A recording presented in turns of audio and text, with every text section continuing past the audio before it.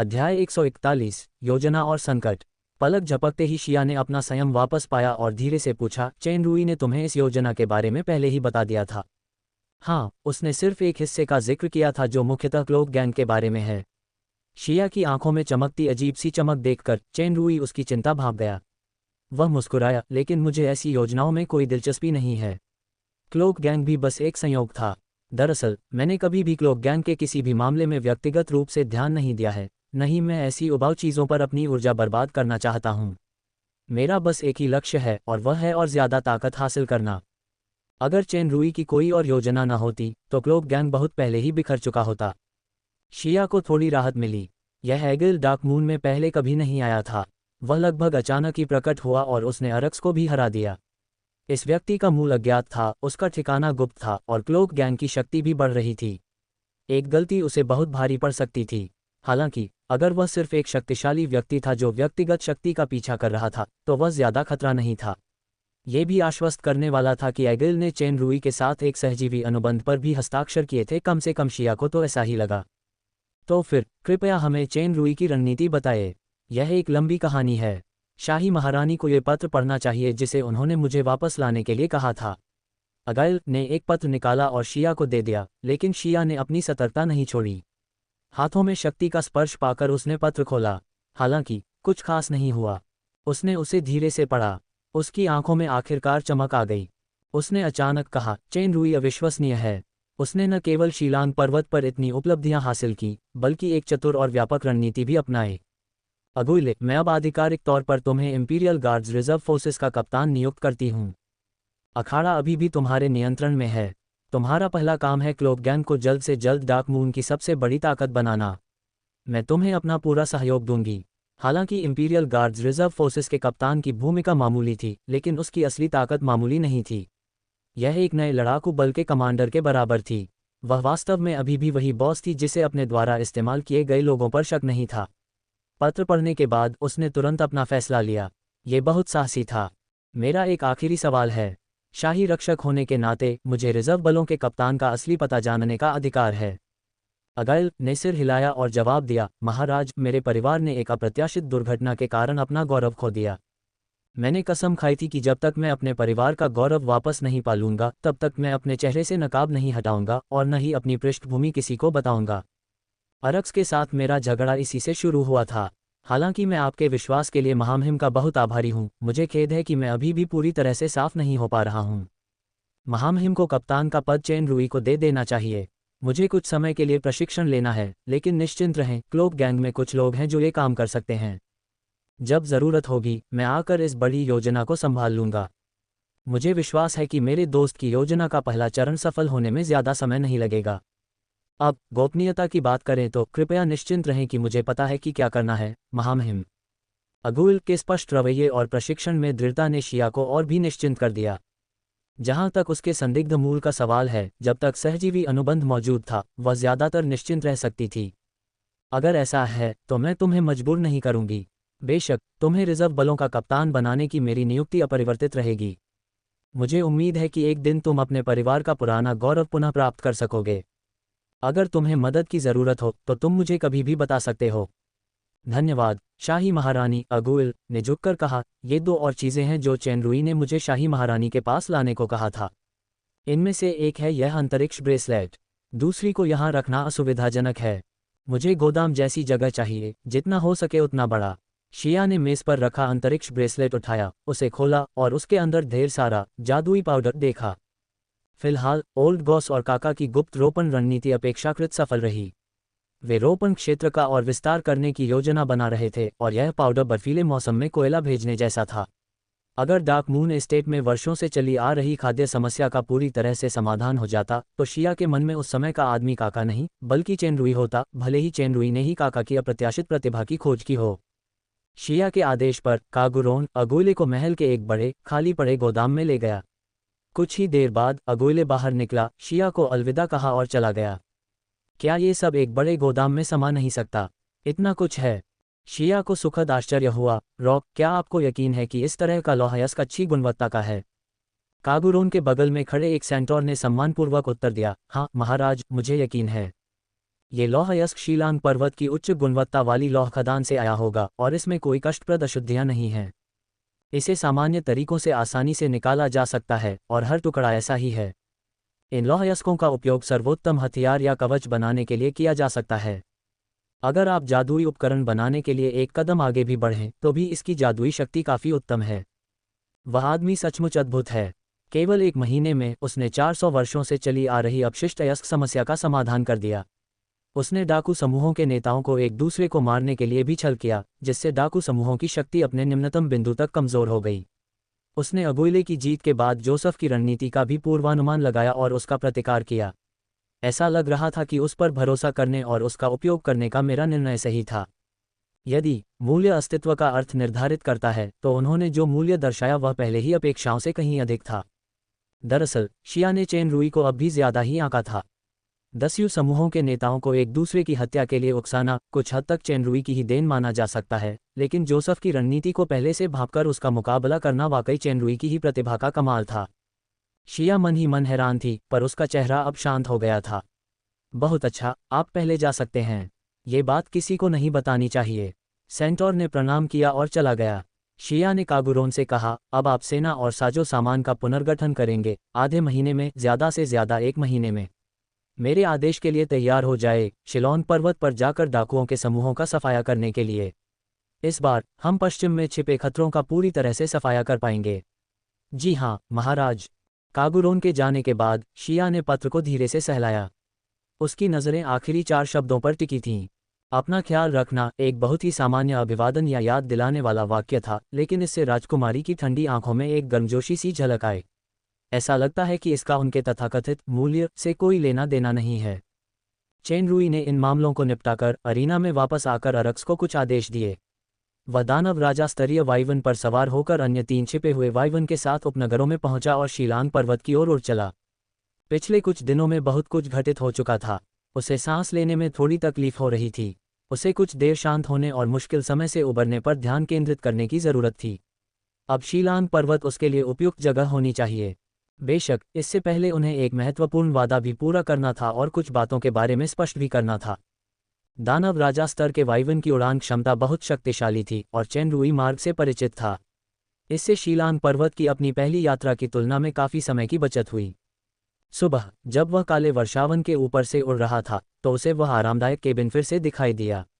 हालांकि एथेना अब शिलोन पर्वत के निचले हिस्से में खनन कार्यालय में होनी चाहिए, इसलिए उसे पहले वहां जाकर उसे ढूंढना चाहिए।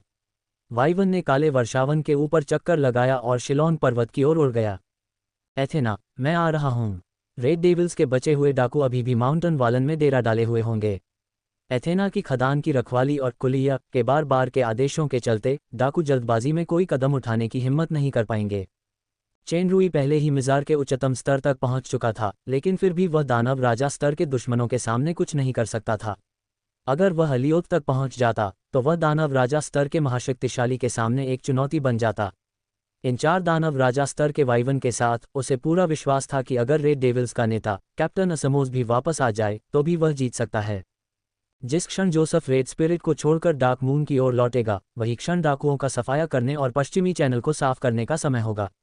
जब वह क्षण आएगा तो वह जोसेफ को प्रतिक्रिया देने का समय नहीं देगा और सीधे शेरिफ का पद ले लेगा, जिससे एलन और जोसेफ के बीच संघर्ष और बढ़ जाएगा। चेन रुई को रॉयस से पहले से ही पता था कि एलन और जोसेफ बाहरी तौर पर दुश्मन होने का नाटक कर रहे थे, लेकिन अंदर ही अंदर उनके अच्छे संबंध थे। हालांकि वह एलन के व्यक्तित्व से अच्छी तरह वाकिफ था। मिकास की मौत और अरक्स की लड़ाई ने जरूर दरार पैदा की होगी। अगर वह शेरिफ का पद जीतने के लिए जोसेफ के मूल प्रस्ताव के साथ चला जाता तो ये दरार और बढ़ती जाती। तभी वह एलन का इस्तेमाल करके जोसेफ को खत्म करने की योजना को अंजाम दे सकता था। चूंकि दानव राजा स्तर का वाइवन बहुत ज्यादा ध्यान आकर्षित कर सकता था, इसलिए चेन रुई वाइवन पर सवार होकर खुलेआम जिलान पर्वत पर नहीं उतरा।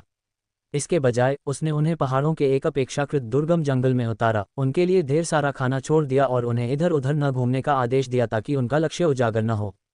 वैसे भी जिलान पर्वत श्रृंखला में पहाड़ों के अलावा और कुछ नहीं था।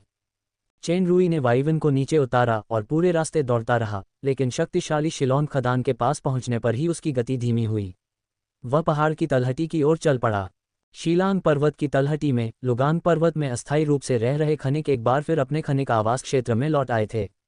वे ज्यादा व्यवस्थित लग रहे थे। गेट पर खनन कार्यालय के 2 गार्ड तैनात थे। थोड़ी देर के लिए गायब हुए खनन अधिकारी को देखकर पहरेदारों को थोड़ा आश्चर्य हुआ।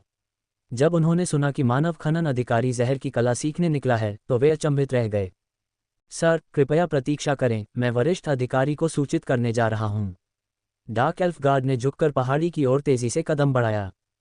चेन रूई ने देखा कि डार्क एल्फ पहाड़ की ढलान पर खनन कार्यालय की ओर जा रहा था। फिर उसने दूसरे गार्ड से पूछा, क्या एथेना खनन कार्यालय में है?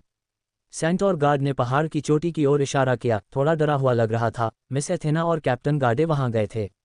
मुख्य गड्ढा। चेन रूई हैरान रह गया। क्या उसने एथेना को मुख्य गड्ढे में कभी न जाने का आदेश नहीं दिया था? मुझे बताओ, क्या हो रहा है? सेंटोर शुरू से ही बहुत स्पष्टवादी नहीं था। उसे पता नहीं क्यों अचानक उसे इस कमज़ोर इंसान के शरीर से एक भयानक भय का एहसास हुआ और वह हकलाने लगा। चेन रूई और भी ज्यादा चिंतित हो गया। उसके दिल में अचानक एक अशुभ भावना पनपने लगी। चेन रूई ने सेंटोर की भाषा समझने में समय बर्बाद नहीं किया। वह दरवाजे से अंदर गया और एक खनिक को पकड़कर पूछा। पता चला कि चेन रूई के लिया शहर जाने के बाद एथेना लुगांग पर्वत पर लौट आए और खनिकों को शीलांग पर्वत की तलहटी में ले गई। बेशक लाल शैतान उन्हें फिर से परेशान करने नहीं आए, न ही आत्मा ड्रैगन प्रकट हुआ, इसलिए खनिकों ने एक स्थिर जीवन जिया जो मुश्किल से ही मिलता था। शीलांग पर्वत लुगांग पर्वत की खुली खदान से बहुत दूर था। खनन बेहद असुविधाजनक था और खुली खदान लगभग खाली हो चुकी थी।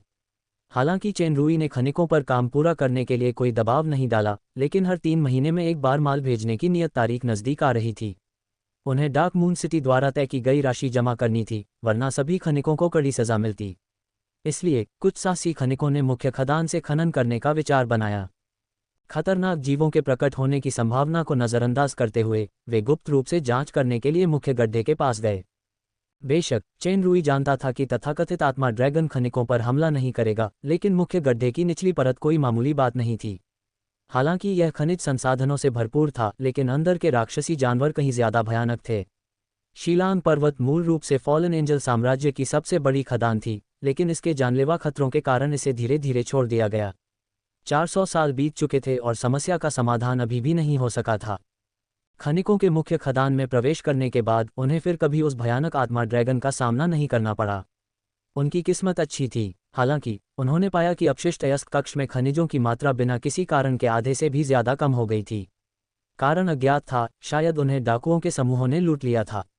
हालांकि अपशिष्ट अयस्कों में मौजूद अशुद्धियां काफी परेशान करने वाली थीं। इससे निकाले गए खनिजों की गुणवत्ता पर बहुत बुरा असर पड़ा, इसलिए किसी को समझ नहीं आया कि डाकुओं ने उन्हें क्यों लूटा। बेशक चेन रूई खनिकों को यह नहीं बताएगा कि बेकार अयस्क उसने ही धोया था और उसका एक हिस्सा शिया को सौंप दिया था। वह ये जानने के लिए उत्सुक था कि एथेना कहाँ है। एथेना और गार्डे मुख्य खदान में क्यों गए थे? उन्हें गए हुए कितना समय हो गया था? सर चेन रूई, टिंक, एक आवाज़ सुनाई दी। वह डिप्टी कैप्टन कॉनर निकला। डार्क एल्फ से रिपोर्ट मिलने के बाद वह पहाड़ की ढलान पर स्थित खदान से जल्दी से नीचे उतरा था। कॉनर, तुम बिल्कुल सही समय पर आए। बताओ क्या हुआ, एथेना कहाँ है? कॉनर ने भौहें चढ़ाईं और कहा, सर चेन रूई, यही हुआ। मिस एथेना हमें वापस खनन कार्यालय ले गईं। धीरे धीरे हालात सामान्य हो रहे थे। हालांकि खनिकों का एक समूह हर 3 महीने में एक बार खदान की जिम्मेदारी पूरी करने के लिए चुपके से मुख्य खदान की निचली सतह पर चला जाता था। शुरुआत में तो सब कुछ ठीक ठाक चल रहा था। डरावना स्पिरिट ड्रैगन दिखाई नहीं दिया, इसलिए ज्यादा से ज्यादा खनिक वहां खनन करने लगे। फिर निचले स्तर पर राक्षसी जानवर दिखाई दिए और खनिक अंदर फंस गए। एथेना और कैप्टन गार्डे उन्हें बचाने गए, लेकिन वे कभी वापस नहीं लौटे। उन्हें ढूंढने के लिए भेजे गए लोग भी गायब हो गए। मैं डार्क मून सिटी में एक आपातकालीन रिपोर्ट करने ही वाला था कि अचानक सर लौटते हुए मिले। सर, कृपया डार्क मून सिटी में लोगों को भेजिए। एथेना निचले स्तर पर कब गई? कल रात की बात है और वह आज सुबह तक वापस नहीं आई। एक रात हो गई। चेन रूई के चेहरे के भाव बदल गए। डार्क मून सिटी में रिपोर्ट करने के लिए निश्चित रूप से पर्याप्त समय नहीं था। हर एक मिनट का नुकसान एथेना को और भी ज्यादा खतरे में डाल रहा था। उसने तुरंत कहा, मुझे कोई ऐसा खनिक ढूंढो जो निचले स्तर पर गया हो। मैं नीचे जाकर देखूंगा। कॉनर चौंक गया। वहां नीचे बहुत खतरा है। सर चेन रूई, हमें तुरंत किसी को डार्क मून सिटी भेजकर रिपोर्ट करवानी चाहिए। चेन रूई को गुस्सा आने लगा। मैं खनन अधिकारी हूं और मैं तुम्हें अभी आदेश देता हूं कि मुझे वहां लाने के लिए तुरंत किसी का इंतजाम करो। मैं खुद नीचे की मंजिल पर जाऊंगा। कॉनर ने दांत पीसते हुए कहा, मैं निचले स्तर पर गया हूं, मैं सर के साथ जाऊंगा। ठीक है, अभी देर नहीं हुई है, चलो अब चलें। कॉनर ने तुरंत गार्ड के साथ कुछ मामले सुलझाए, फिर चेन रूई को पहाड़ पर ले गया। रास्ते में उसने खनिकों को बेचैन देखा। चेन रुई ने खुद को दोषी ठहराया, खनन अधिकारी का काम न निभा पाना उसकी गलती थी। उसने तो बस रेड डेविल डाकुओं से निपटने की योजना बनाई थी, लेकिन खदान जमा करने की समय सीमा के कारण उसने कभी नहीं सोचा था कि ऐसा होगा। अगर एथेना को कुछ हो गया तो उसकी पिछली सारी सफलताएं बेकार हो जाएंगी। वह एथेना को किसी भी कीमत पर सुरक्षित वापस लाने वाला था। चलते चलते कॉनर ने चेन रुई को मुख्य गड्ढे की स्थिति समझाई। यह एक अजीबोगरीब जीव था जो निचली खदानों पर हमला करता था। ये थोड़ा मक्खी जैसा दिखता था, ये शरीर से मांस और खून चूस सकता था और सिर्फ कंकाल ही छोड़ता था, जो डरावना था। सबसे बड़ी परेशानी ये थी कि ये जीव बहुत ज्यादा थे और इन्हें मारना मुश्किल था। हालांकि मुख्य गड्ढा जादुई रोशनियों से जगमगा रहा था, फिर भी गड्ढा अंधेरा और उदास लग रहा था। चेन रुई पहली बार मुख्य गड्ढे में नहीं घुसा था। उसे एक विचार सूझा, उसने रोशनी का एक घेरा बना दिया। उसके हाथ में एक जादुई कंपास आ गया और रास्ते के निर्देशांक और रास्ता रिकॉर्ड करने लगा। मुख्य गड्ढे का ऊपरी तल बहुत बड़ा था, लेकिन कॉनर उससे अच्छी तरह वाकिफ था। वे कई घुमावदार रास्तों से गुजरे और आखिरकार एक अथाह प्रवेश द्वार पर पहुंचे। श्रीमान, ये निचली मंजिल का प्रवेश द्वार है। शुरुआत में यहाँ बड़ी बड़ी लिफ्टें थीं, इसलिए अंदर बाहर जाना बहुत सुविधाजनक था, लेकिन चून की राक्षसी जानवरों ने 400 साल पहले मूल सील तोड़ दी थी, इसलिए उस समय के खनन अधिकारी के पास बड़ी लिफ्टों को नष्ट करने के अलावा कोई विकल्प नहीं था। आप केवल इसी एकमात्र आपातकालीन मार्ग से नीचे जा सकते हैं। इस आपातकालीन मार्ग पर भी एक सील लगी है। केवल दानव राजा स्तर से नीचे के प्राणी ही गुजर सकते हैं, लेकिन ये सील केवल दानव सम्राट स्तर से नीचे के राक्षसी जानवरों को ही रोक सकती है। यदि ये दानव सम्राट स्तर से बड़ा है तो यह आपातकालीन मार्ग को भी तोड़ सकता है। यदि वे आपातकालीन मार्ग को नष्ट कर देते तो निचली मंजिल से संचार भी पूरी तरह से बंद हो जाता, जो कि सबसे बड़ी खदान और हजारों सालों के खनन कार्यों को छोड़ देने के बराबर था। इसलिए यह मार्ग आज भी बरकरार है ताकि भविष्य में राक्षसी जानवरों से निपटा जा सके। अच्छा, चलो नीचे चलते हैं। चेन रुई ने एक नज़र डाली। प्रवेश द्वार का व्यास 2 मीटर से भी कम था और वह बहुत गहरा था। खनिक आमतौर पर चुपके से निचली सतह पर खनन करने के लिए इसी रास्ते से जाते थे। कॉनर की आंखें चमक उठीं। चेन रुई ने इस पर ध्यान नहीं दिया, लेकिन उसने एक अजीब सी अनुभूति महसूस की। एक जानलेवा खिंचाव। कॉनर वास्तव में एक जानलेवा वाइब बाहर निकलता है। यद्यपि यह क्षणभंगुर था, चेन रुई ने इसे पकड़ लिया। पहले तुम नीचे जाओ कॉनर, मैं तुम्हारे पीछे आऊंगा। चेन रुई पहले नीचे जाना चाहता था, लेकिन उसने अपना मन बदल लिया। जैसा कि उसने सोचा था, वह जानलेवा वाइब फिर से प्रकट हो गई। चेन रुई ने पहले ही लेस देन विश्लेषणात्मक आंखें ग्रेटर देन सक्रिय कर ली थीं। जाति डार्क एल्फ, व्यापक शक्ति मूल्यांकन ई। कॉनर ने घबराया हुआ चेहरा दिखाया। मैं आपसे झूठ नहीं बोलूंगा सर, मुझे थोड़ा डर लग रहा है। क्या सर आगे चल सकते हैं? मैं पीछे से तुम्हारे लिए रोशनी डालूंगा। क्या आप एक ही समय में डरे हुए हैं और आपके मन में हत्या का इरादा भी है? चेन रुई ने उसे हल्के से देखा। कॉनर, हम यहाँ सिर्फ 2 ही हैं। मुझे नहीं लगता कि तुम्हें अब और दिखावा करने की ज़रूरत है। कॉनर कुछ देर चुप रहा, फिर सिर हिलाया, जैसी कि खनन अधिकारी से उम्मीद थी। मुझे समझ नहीं आ रहा कि क्या गड़बड़ हुई। ज़रूर कोई साजिश है। चेन रुई ने पहले ही अंदाज़ा लगा लिया था कि खनिकों के बीच रेड डेविल्स के जासूस हैं। उस समय स्थिति गंभीर थी। बड़ी संख्या में अपरिचित खनिकों में जासूसों का पता लगाना भी बहुत मुश्किल था। बाद में उनके प्रयासों से रेड डेविल्स के मास्टरमाइंड और मुखिया का मूल रूप से पूरी तरह से सफाया हो गया, इसलिए अगर कोई जासूस था भी तो वे ज़्यादा कुछ नहीं कर सकते थे। उन्हें कभी उम्मीद नहीं थी कि वे किसी को छोड़ देंगे। स्थिति को देखते हुए एथेना का खनिकों को बचाने के लिए मुख्य खदान में जाना पूर्व नियोजित योजना के कारण था। ये बस मेरा अंतर्ज्ञान है। चेन रुई ने भौहें चढ़ाईं। शायद इसलिए कि मेरे पास ज़्यादा शक्ति नहीं है, यह अंतर्ज्ञान आमतौर पर बहुत सटीक होता है। मैं बस आज इसे आजमा रहा हूं, लेकिन मैंने कभी नहीं सोचा था कि मैं फिर से सही साबित हो जाऊंगा। मुझे उम्मीद नहीं थी कि तुम में इतनी संवेदनशीलता होगी। बदकिस्मती से इससे तुम और जल्दी मर जाओगे। कॉनर ने सिर हिलाया। अगर तुम नीचे नहीं गए तो वैसे भी मर जाओगे। नीचे के राक्षसी जानवरों से मरने के बजाय क्यों न मैं तुम्हें खत्म कर दूं। मैंने कभी सोचा भी नहीं था कि मेरा अंतर्ज्ञान मुझे मौत की ओर ले जाएगा। चेन रुई ने आह भरी। मरने से पहले मैं बस कुछ सवाल पूछना चाहता हूँ, ठीक है?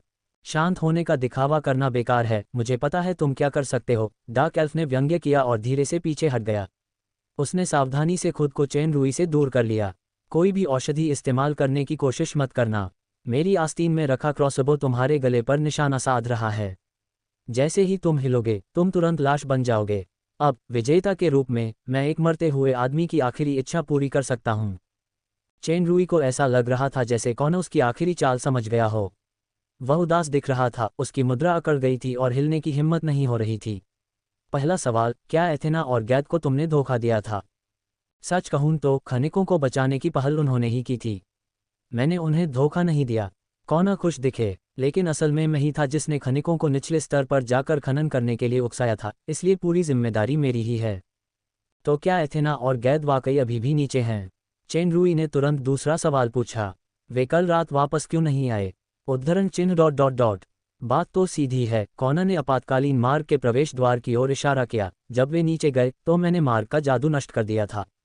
अब कोई केवल अंदर जा सकता है, बाहर नहीं निकल सकता, जब तक कि उसके पास सील तोड़ने के लिए दानव सम्राट स्तर की शक्तियां न हों। वरना अगर आप डार्क मून से भी मदद मांगें तो भी कुछ नहीं आएगा। एक तरफा रास्ता, सिर्फ दानव सम्राट की शक्तियां ही इससे छुटकारा दिला सकती थीं। चेन रूई का दिल बैठ गया। उसने पूछा, क्या तुम दानव सम्राट हो? तुम्हारे पास जादू को नष्ट करने की शक्ति कैसे है? जाहिर है मैं नहीं कर सकता। कौन बहुत खुश हुआ। लेकिन मेरे गुरु द्वारा दिए गए जादुई उपकरण कर सकते हैं। भले ही एथेना एक उच्च दानव हो, वहां नीचे केवल एक मृतंत है। चेन रूई ने कहा, गुरुजी, क्या ये जोसेफ है या कनिता या लाल आत्मा प्रभु? कौना ने तिरस्कार दिखाया। उन छोटे लोगों की तुलना मेरे मालिक से कैसे की जा सकती है?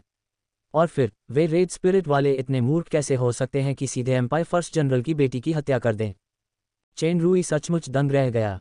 कौन का मालिक जोसेफ या रेड स्पिरिट लॉर्ड नहीं, बल्कि एक ज्यादा शक्तिशाली रहस्यमयी आदमी था।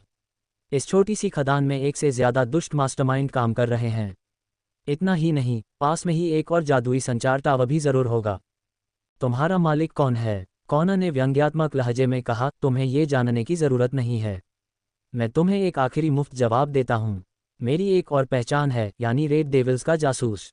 रेड डेविल्स के साथ कुछ दुर्भाग्यपूर्ण हुआ है।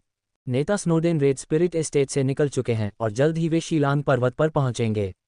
समय आने पर यह खबर फैल जाएगी कि रेड स्पिरिट एस्टेट ने साम्राज्य के पहले जनरल की बेटी को मारने के लिए रेड डेविल्स को उकसाया था। जनरल जॉर्ज की केवल एक बेटी है और वे निश्चित रूप से क्रोधित होंगे। संभावना है कि फॉलन एंजल साम्राज्य का नाजुक संतुलन भी बिगड़ जाएगा। मेरे स्वामी इस अराजकता से बहुत प्रसन्न होंगे। तुम्हारा स्वामी फॉलन एंजल साम्राज्य से नहीं है। चेन रूई को यह एहसास हुआ। कौन का हाथ हिला और 2 क्रॉसबो तीर बिजली की तरह उसके गले की ओर बढ़े। मैं बहुत देर तक छिपा रहता हूँ। किसी कमजोर इंसान का सामना करना बहुत कम होता है। जैसे ही वह जीत के एहसास का आनंद ले रहा था, हालांकि यह एहसास लंबा था, अब खत्म होने वाला था। हालांकि कौन के चेहरे पर मुस्कुराहट तुरंत ही जम गई। उसका एक हाथ उस लक्ष्य के सामने आ गया जिस पर क्रॉसबो निशाना लगाने वाला था, और 2 तेज क्रॉसबो तीर उस शक्तिहीन इंसान की उंगलियों के बीच आसानी से फंस गए। पलक झपकते ही कौन को अचानक सीने में दर्द महसूस हुआ। फिर वह जमीन पर गिर पड़ा। इससे पहले कि वह कुछ कर पाता, वह इंसान उस पर टूट पड़ा था और वह प्रतिरोध करने के लिए अपनी कोई ताकत और ऊर्जा नहीं जुटा सका। बताओ, मैं जादू कैसे वापस ला सकता हूँ? धिक्कार है, कौन चिल्लाया। उसे अचानक घुटन महसूस हुई। एक भयानक ऊर्जा ने उसे घेर लिया। उसका शरीर अनायास ही कांप उठा। ये तो कम से कम किसी उच्च दानव की शक्ति तो है। कौन हैरान रह गया। जिस इंसान को वो हमेशा शक्तिहीन समझता था, वो इतनी भयानक शक्तियां छुपाए हुए था। बताओ, मुझे जादू कैसे वापस लाऊं? और तुम्हारा मालिक कौन है? अपनी जान बचाने का यही एक मौका है। कौन ने बिना किसी लाभ के संघर्ष किया। दोनों की ताकत में अंतर को जानते हुए उसने दया की भीख नहीं मांगी और एक क्रूर मुस्कान बिखेर दी। उसकी नीली आंखें अचानक चांदी की हो गईं। उसके सिर के 7 छिद्रों से एक साथ चांदी की रोशनी निकल रही थी। चेन रूई को खतरे का आभास हुआ और उसका शरीर चमक उठा। कौन का शरीर एक धमाके के साथ फट गया। चांदी की रोशनी प्रकट हुई और ऊपर नीचे पत्थर की दीवारें जोर से हिलने लगीं, अनगिनत मलबा गिरने लगा। अगर चेन रूई ने पहले इस पर ध्यान नहीं दिया होता तो इस विस्फोट की शक्ति उसे घायल कर देती। अगर उसके पास उच्च दानव की शक्तियां भी होती तो भी वह घायल हो जाता। कौन के टुकड़े टुकड़े हो गए, कुछ भी नहीं बचा। जाहिर है वह एक वफादार था। उसने अपने राज उजागर होने से बचने के लिए आत्मविस्फोट करने के एक गुप्त कौशल का इस्तेमाल किया। अब कौन के रहस्यमयी गुरु की उत्पत्ति की जांच पड़ताल करने का समय नहीं था। चेन रूई ने गहरे प्रवेश द्वार की ओर देखा और बिना किसी हिचकिचाहट के वहां से नीचे उतर गया। तो क्या हुआ अगर यह एक तरफा मार्ग है? चाहे स्थिति कितनी भी खतरनाक क्यों न हो, मुझे उसका सामना करना ही होगा। जैसा कि उसने पहले कहा था, आप अकेले नहीं हैं। एथेना, रुको। ये रास्ता उसकी कल्पना से कहीं ज्यादा लंबा और घुमावदार था। ऐसा लग रहा था कि ऊपरी और निचले तलों के बीच की दूरी उसकी कल्पना से कहीं ज्यादा है। आखिरकार जादुई रोशनी की चमक रास्ते के तल पर दिखाई दी। चेन रुई ने जल्दी से अपनी गति बढ़ा दी। जैसे ही वह गलियारे के निकास द्वार से गुजरा, चेन रुई को ऐसा लगा जैसे उसका शरीर पानी की किसी लहर से गुजर गया हो और उसे नीचे के निकास द्वार की ओर धकेला जा रहा हो। उसने उसी रास्ते से वापस ऊपर चढ़ने की कोशिश की, लेकिन चाहे वह कुछ भी करे, एक लहर जैसी शक्ति उसे वापस उछाल देती। ऐसा लग रहा था कि कौन की बात सच थी कि जादू का नाश हो गया है। वैसे भी उसे पहले एथेना को ढूंढना था। निचली मंजिल पर रोशनी बहुत कम थी और हवा ज्यादा नम थी। बीच बीच में एक तीखी गंध हवा में फैल जाती थी। कई जादुई रोशनियां नष्ट हो गई थीं। जमीन पर समय समय पर कंकाल दिखाई दे रहे थे। चेन रुई को एथेना का ख्याल आया और उसका दिल बेचैन हो गया। पास में लगे क्रॉस को देखकर लग रहा था कि वह कोई खनिक ही होगा। उसके हाथ में लगी रोशनी की अंगूठी से तेज रोशनी निकल रही थी। हालांकि वह राक्षसी जानवरों का निशाना बन सकता था, फिर भी उसने परवाह नहीं की और पूरी ताकत से चिल्लाया, एथेना, एथेना। चेन रुई जादुई कंपास की मदद से तेजी से आगे बढ़ा, लगातार अलग अलग रास्ते आजमाता रहा। उसने जोर से एथेना चिल्लाया। उसकी आवाज़ रास्ते में लगातार गूंजती रही। ऐसा लग रहा था जैसे उसके सामने कोई आवाज़ आ रही हो। चेन रुई ने तेजी से अपनी गति बढ़ा दी और देखा कि सामने से एक काली परछाई टिमटिमा रही है, जिससे एक भनभनाहट जैसी आवाज़ निकल रही है। आसपास की जादुई रोशनियां भी लगातार हो रही छायादार गतिविधियों से ढकी होने के कारण टिमटिमा रही थीं। लेस देन विश्लेषणात्मक आंखें, ग्रेटर देन प्रदर्शित, रक्तपिपासु राक्षसी मक्खी, व्यापक शक्ति ई। यह इन मक्खियों की आवाज़ निकली। व्यापक शक्ति ए होने से पता चलता है कि वे केवल मध्यवर्ती दानव हैं, लेकिन संख्या बहुत चौंकाने वाली है। लेस देन विश्लेषणात्मक आंखें, ग्रेटर देन ए से भरी है। चेन रुई को याद आया कि कौन ने कहा था कि यह एक अजीब मक्खी जैसा जीव था जिसने खनिकों पर हमला किया था। ये शरीर से सारा मांस और खून चूस सकता था। यह जरूर एक खूनी राक्षसी मक्खी होगी। राक्षसी मक्खी लगभग मुट्ठी के आकार की थी और रोशनी के घेरे की रोशनी में वह बहुत बदसूरत लग रही थी। उन्होंने उस उच्च राक्षसी रूप को नज़रअंदाज कर दिया जो वह जानबूझकर छोड़ रहा था और झुंड बनाकर उस पर टूट पड़े। चेन रुई ने एक मुक्का मारा। वह इस समय एक उच्च दानव के स्तर पर था। उसने अपनी शक्ति का प्रदर्शन किया जो उसने लहरदार समुद्र से सीखी थी। उसकी मुट्ठी जहां भी पहुंची, वहां भयंकर ऊर्जा की लहरें उमड़ पड़ीं। ये मध्यम दानव स्तर की राक्षसी मक्खियां लड़खड़ाकर गिर पड़ीं। हालांकि ये राक्षसी मक्खियां बेहद मजबूत थीं। वे न तो मरी और न ही अपनी लड़ने की शक्ति खोई। थोड़ी देर बाद वे जमीन से फिर से ऊपर उड़ीं और उस पर झुंड बनाकर हमला करती रहीं। उन्हें मारना नामुमकिन था। चून की राक्षसी मक्खियां हवा में उड़ रही थीं, इसलिए चेन रुई के लिए उन पर सभी हमले करना मुश्किल था। जब तक उन पर सीधा प्रहार न किया जाए या उन्हें जमीन पर पटक कर मार न दिया जाए, तब तक इन परेशान करने वाली मक्खियों के झुंड को पूरी तरह से खत्म करना नामुमकिन था। चेन रुई ने रक्तपिपासु राक्षसी मक्खियों से संवाद करने के लिए लेस देन विश्लेषणात्मक आंखें, ग्रेटर देन का इस्तेमाल करने की कोशिश की, लेकिन उसे आश्चर्य हुआ कि लेस देन विश्लेषणात्मक आंखें, ग्रेटर देन नाकाम रही। राक्षसी जानवरों से संवाद करने वाला ये जादुई हुनर उसे पहले कभी नाकाम नहीं करता था, लेकिन अब ये रक्तपिपासु राक्षसी मक्खियों पर बिल्कुल बेअसर था, मानो ये खून चूसने वाली मक्खियां कोई सचेतन जीव न हों। चेन रुई एथेना की सुरक्षा को लेकर चिंतित था, इसलिए उसे less than analytical eyes, greater then की नाकामी का कारण जानने में कोई दिलचस्पी नहीं थी। वह राक्षसी मक्खियों को भगाने के लिए पूरे रास्ते मुक्के मारता रहा और सामने वाले गलियारे में भाग गया। इस लंबे रास्ते से गुजरने के बाद उसके सामने एक तिहरा चौराहा दिखाई दिया।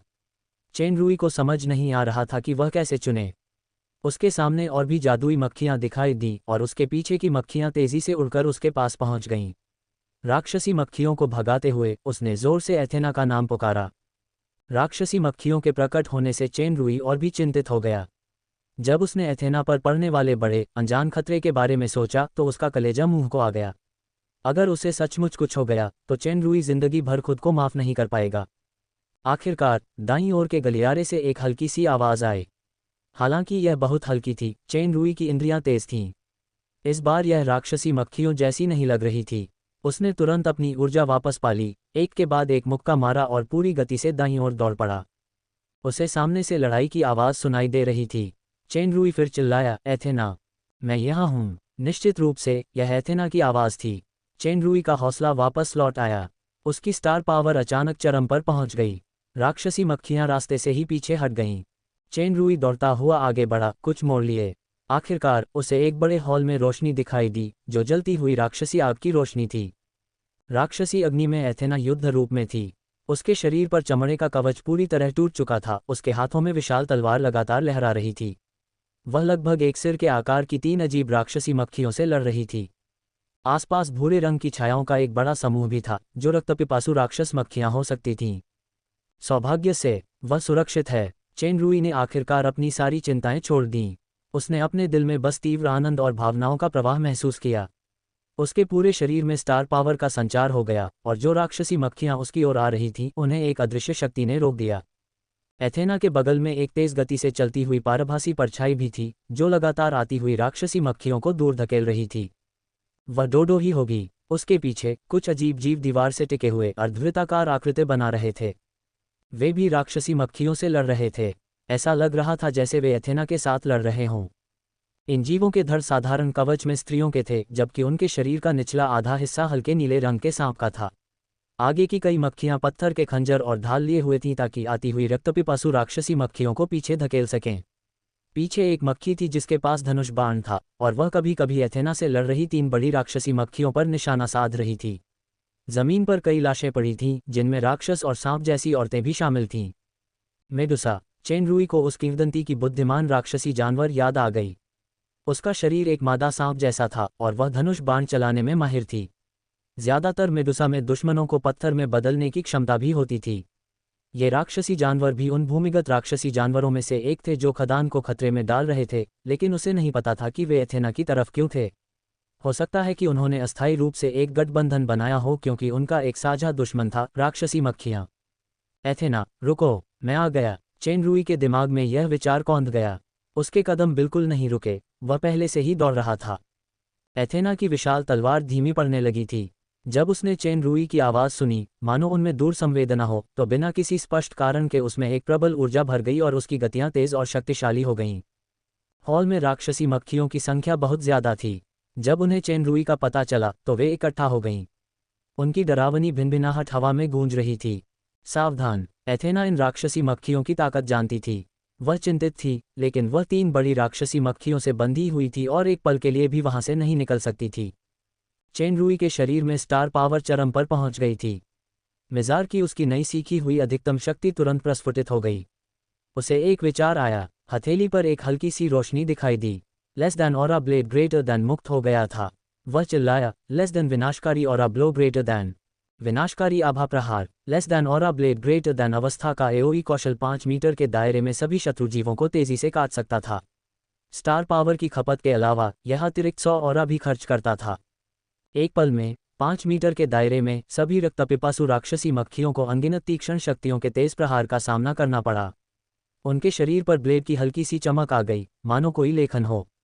जब लेखन गायब हुआ तो उनके जीवन का भी अंत हो गया।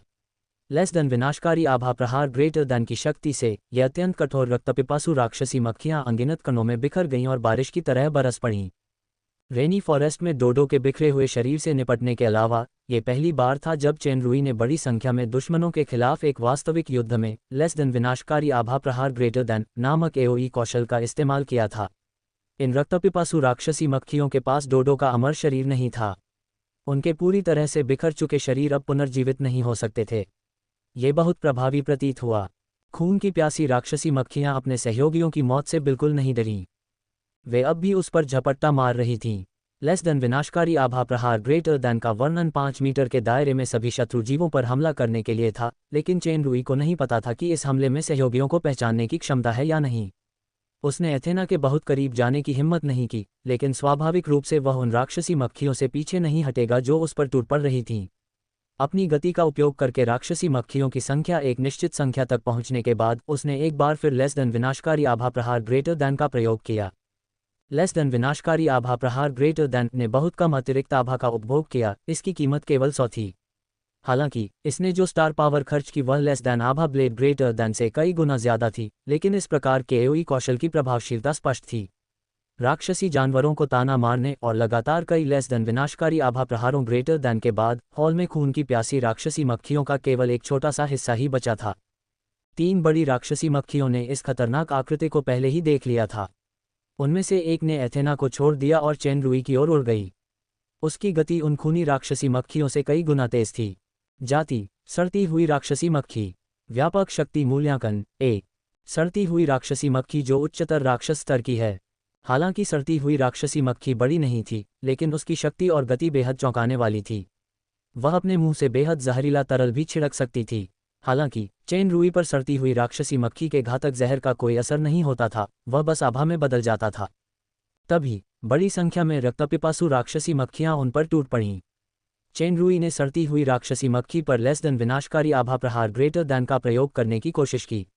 उसने अपनी स्टार पावर बढ़ाई और शक्तिशाली एओई कौशल का पुनः प्रयोग किया, लेस देन विनाशकारी आभा प्रहार ग्रेटर दैन। सड़ती हुई राक्षसी मक्खी लेस देन विनाशकारी आभा प्रहार ग्रेटर दैन की सीमा में आ गई थी और वे कई तेज रफ्तार वाली कटीली ताकतों से तुरंत कट गए, लेकिन वह दूसरी खूनी राक्षसी मक्खियों की तरह टुकड़ों में नहीं बिखरी। वह बस हवा में बेढंगे ढंग से उड़ी और उसकी गति अचानक धीमी हो गई, जिससे खून जमा देने वाली चीखें निकलने लगीं। निश्चित रूप से समूह आक्रमण केवल अपेक्षाकृत कम शक्ति वाले शत्रुओं के एक बड़े समूह पर ही प्रभावी था। एक अकेले शक्तिशाली प्रतिद्वंद्वी का सामना करने के लिए सबसे शक्तिशाली एकल लक्ष्य आक्रमण का उपयोग करना बेहतर था। लेस दैन आभा ब्लेड ग्रेटर दैन। सड़ती हुई राक्षसी मक्खी के संभलने से पहले ही चाकू जैसी किसी तेज धार ने उसका सिर काट दिया। तेज चीखों के बीच उसे मजबूती से काट दिया गया। हैरानी की बात यह थी कि इस विशाल राक्षसी मक्खी का शरीर उसकी कल्पना से कहीं ज्यादा मजबूत था। लेस दैन और अ ब्लेड ग्रेटर दैन, जो धातु को काट सकता था, उसे दो टुकड़ों में नहीं काट पाया। उसने बस एक बड़ा सा छेद कर दिया, जिससे एक बदबूदार तरल पदार्थ रिस रहा था। चेन रूई ने बिना किसी हिचकिचाहट के उसे लगातार 1 दर्जन बार काटा। सड़ती हुई राक्षसी मक्खी आखिरकार इसे बर्दाश्त नहीं कर सकी। लेस दैन और अ ब्लेड ग्रेटर दैन ने उसे कई टुकड़ों में काट दिया, जिससे वह हमेशा के लिए मर गई। एथेना की तरफ से एक सड़ती हुई राक्षसी मक्खी कम हो गई और कई खूनी राक्षसी मक्खियां गायब हो गईं। जाहिर है इससे उस पर से काफी दबाव कम हो गया।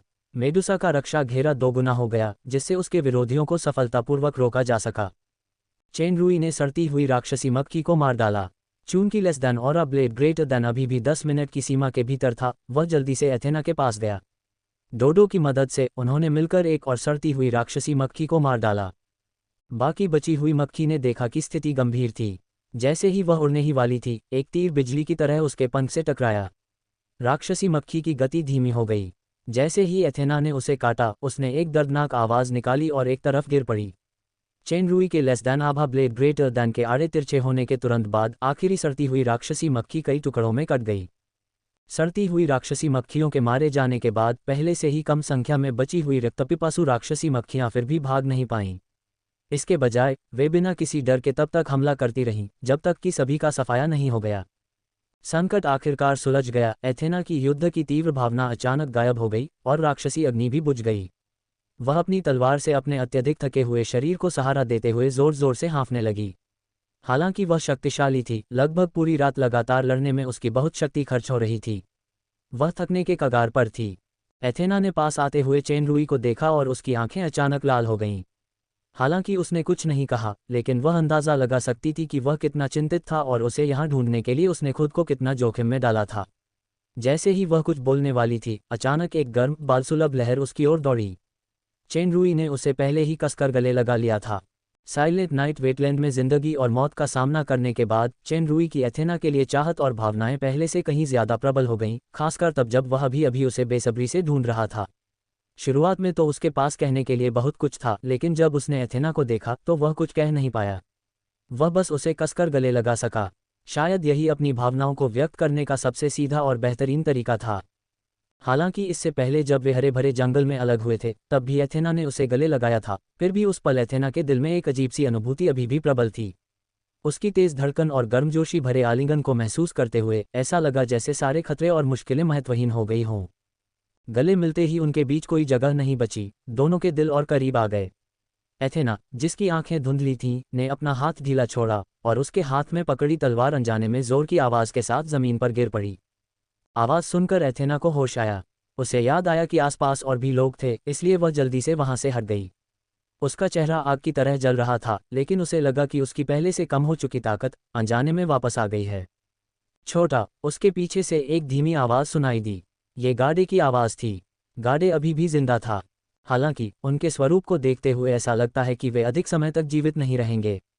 रोशनी के छल्ले की रोशनी गाडे के पूरे शरीर पर फैले खून और भयानक जख्मों को प्रतिबिंबित कर रही थी। कई जगहों पर सफ़ेद हड्डियां दिखाई दे रही थीं, मानो किसी ने उसे चबा लिया हो। चेन रूई देख सकता था कि गार्डे के जख्म इतने गंभीर थे कि औषधियां भी उसे ठीक नहीं कर पा रही थीं। एथेना जल्दी से गैद के पास आए और उसके बगल में उकड़ू बैठ गई। गैद सांस लेने से ज्यादा सांस छोड़ रहा था। उसकी कमजोर आवाज में पश्चाताप भरा था। मुझे माफ कर दो मिस, मेरी ही गलती थी, मैंने आपको ये तकलीफ दी। नहीं। एथेना की आंखें फिर से लाल होने लगीं। मुझ में खनिकों को बचाने की ताकत नहीं है और मैं तुम्हें भी नीचे घसीट लूंगी। मिस, आप गलत हैं। मैं सचमुच मौत के लायक हूँ। दरअसल मैं रेड डेविल्स के साथ मिलीभगत कर रहा हूँ, क्योंकि तभी मैं खनिकों को रख पाऊंगा। एथेना और चेनरूई एक साथ दंग रह गए। उन्होंने कभी नहीं सोचा था कि खनन कार्यालय का सबसे बड़ा भेदिया तो गार्डों का कप्तान ही निकला, जो खनिकों के साथ एक मुश्किल जिंदगी जी रहा था। सिर्फ मैं ही नहीं, कौन भी। तुम यहाँ आकर लोगों को बचाना चाहते थे। मुझे डर था कि कौन मुसीबत खड़ी कर देगा। मैं तुम्हारे साथ यहाँ आया था, लेकिन मुझे उम्मीद नहीं थी कि वो मुझे भी नुकसान पहुंचाएगा। गैद की सांसें तेज होती जा रही थीं। वह मुश्किल से अपनी आंखें खोल पा रहा था। चेन रूई ने समझदारी का परिचय दिया। गैद हमेशा एथेना के पिता जनरल जॉर्ज का आभारी था। भेदिया होने के नाते गैद जानता था कि रेड डेविल्स शक्तिशाली हैं, इसलिए उसने एथेना से बार बार खदान छोड़ने का आग्रह किया। दुर्भाग्य से वह कभी सफल नहीं हुआ। जैसे ही एथेना खनिकों को बचाने के लिए नीचे जाने का जोखिम उठाने वाली थी, गैद को चिंता हुई कि वह खतरे में पड़ जाएगी और वह उसके साथ चला गया। हालांकि गैद को यह नहीं पता था कि खनिकों की स्थिति कौन की योजना का हिस्सा थी। नहीं उसे पता था कि कौन की असली पहचान रेड डेविल्स का जासूस नहीं, बल्कि एक वफादार व्यक्ति था जिसे किसी रहस्यमयी शक्ति द्वारा नियंत्रित किया जा रहा था। इसका उद्देश्य एथेना को मारना और फॉलन एंजल साम्राज्य में अराजकता फैलाना था, ताकि उसके पीछे की ताकतें इसका फायदा उठा सकें। मैं तुम्हें दोष नहीं देता। तुम्हारे बिना खनिक बच नहीं पाते। चेन रूई ने नीचे बैठकर उसे दिलासा दिया। हालांकि रेड स्पिरिट एस्टेट की योजना खदान को अस्थायी रूप से अपने पास रखने की थी, लेकिन गार्डे के नजरिए से यह उसके नियंत्रण से बाहर था। खैर, गार्डे की अंतरात्मा खनिकों के पक्ष में थी। अब जब वह मर रहा था तो उसे शांति से मरने देना ही बेहतर था। सर चेन रूई, गार्डे को अब भी समझ नहीं आ रहा था कि जिस इंसान को वह कमजोर समझ रहा था, वह असल में कितना ताकतवर था। बदकिस्मती से अब उसके पास अनावश्यक शब्द कहने की भी ताकत नहीं थी। कृपया अपना ध्यान रखना। गार्डे ने गहरी सांस ली, लेकिन मुश्किल से एक अधूरा वाक्य ही बोल पाया। उसका शरीर जोर से कांप उठा और धीरे धीरे फिर शांत हो गया। चिंता मत करो, मैं एथेना की जान की परवाह नहीं करूंगा। चेन रूई ने आह भरी। उसने धीरे से गार्डे की आंखें बंद की और खड़ा हो गया। मुझे माफ करना। एथेना ने उदास भाव से चेन रूई की ओर देखा। उसके कुछ बोलने से पहले ही डोडो की याद दिलाने वाली आवाज सुनाई दी। मालिक, सावधान रहें, वे आ रहे हैं। वह देख सकता था कि चारों मेडुसा पहले ही अपने सहयोगियों की शारीरिक चोटों से निपट चुके थे और वे धीरे धीरे आगे बढ़ रहे थे। चूंकि वह पहले काफी दूर था, इसलिए वह अफवाहों को साफ साफ नहीं देख पा रहा था। लेकिन अब नज़दीकी दूरी और रोशनी के घेरे की रोशनी के कारण वह और भी साफ देख पा रहा था। मेडुसा के बाल छोटे छोटे सांपों जैसे थे जो हिल सकते थे। हालांकि उसके चेहरे की बनावट सुंदर थी, उसकी हल्की सुनहरी पुतलियां कुछ सांपों की सीधी पुतलियों जैसी थीं, जिससे वह और भी भयावह लग रही थी। उसने अपने धड़ पर एक साधारण कवच पहना हुआ था, लेकिन उसकी त्वचा पर हल्के हल्के छोटे छोटे शल्क दिखाई दे रहे थे। उसके शरीर का निचला आधा हिस्सा, नाभि के नीचे, एक फड़फड़ाते सांप का शरीर था। ये बेहद अजीब लग रहा था। चेन रूई ने देखा कि जमीन पर पड़ी मेडुसा की लाशें टुकड़े टुकड़े होकर बिखर गई थीं। हमला करने वाली जीवित मेडुसा थीं। वह सतर्क था। ऐसा लग रहा था कि ये राक्षसी जानवर बेहद क्रूर थे। उन्हें अपने ही साथियों की लाशों पर भी दया नहीं आ रही थी।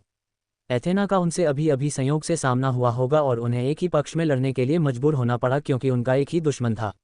अब राक्षसी मक्खियां खत्म हो चुकी थीं, उनके विश्वासघात की संभावना बहुत ज्यादा थी।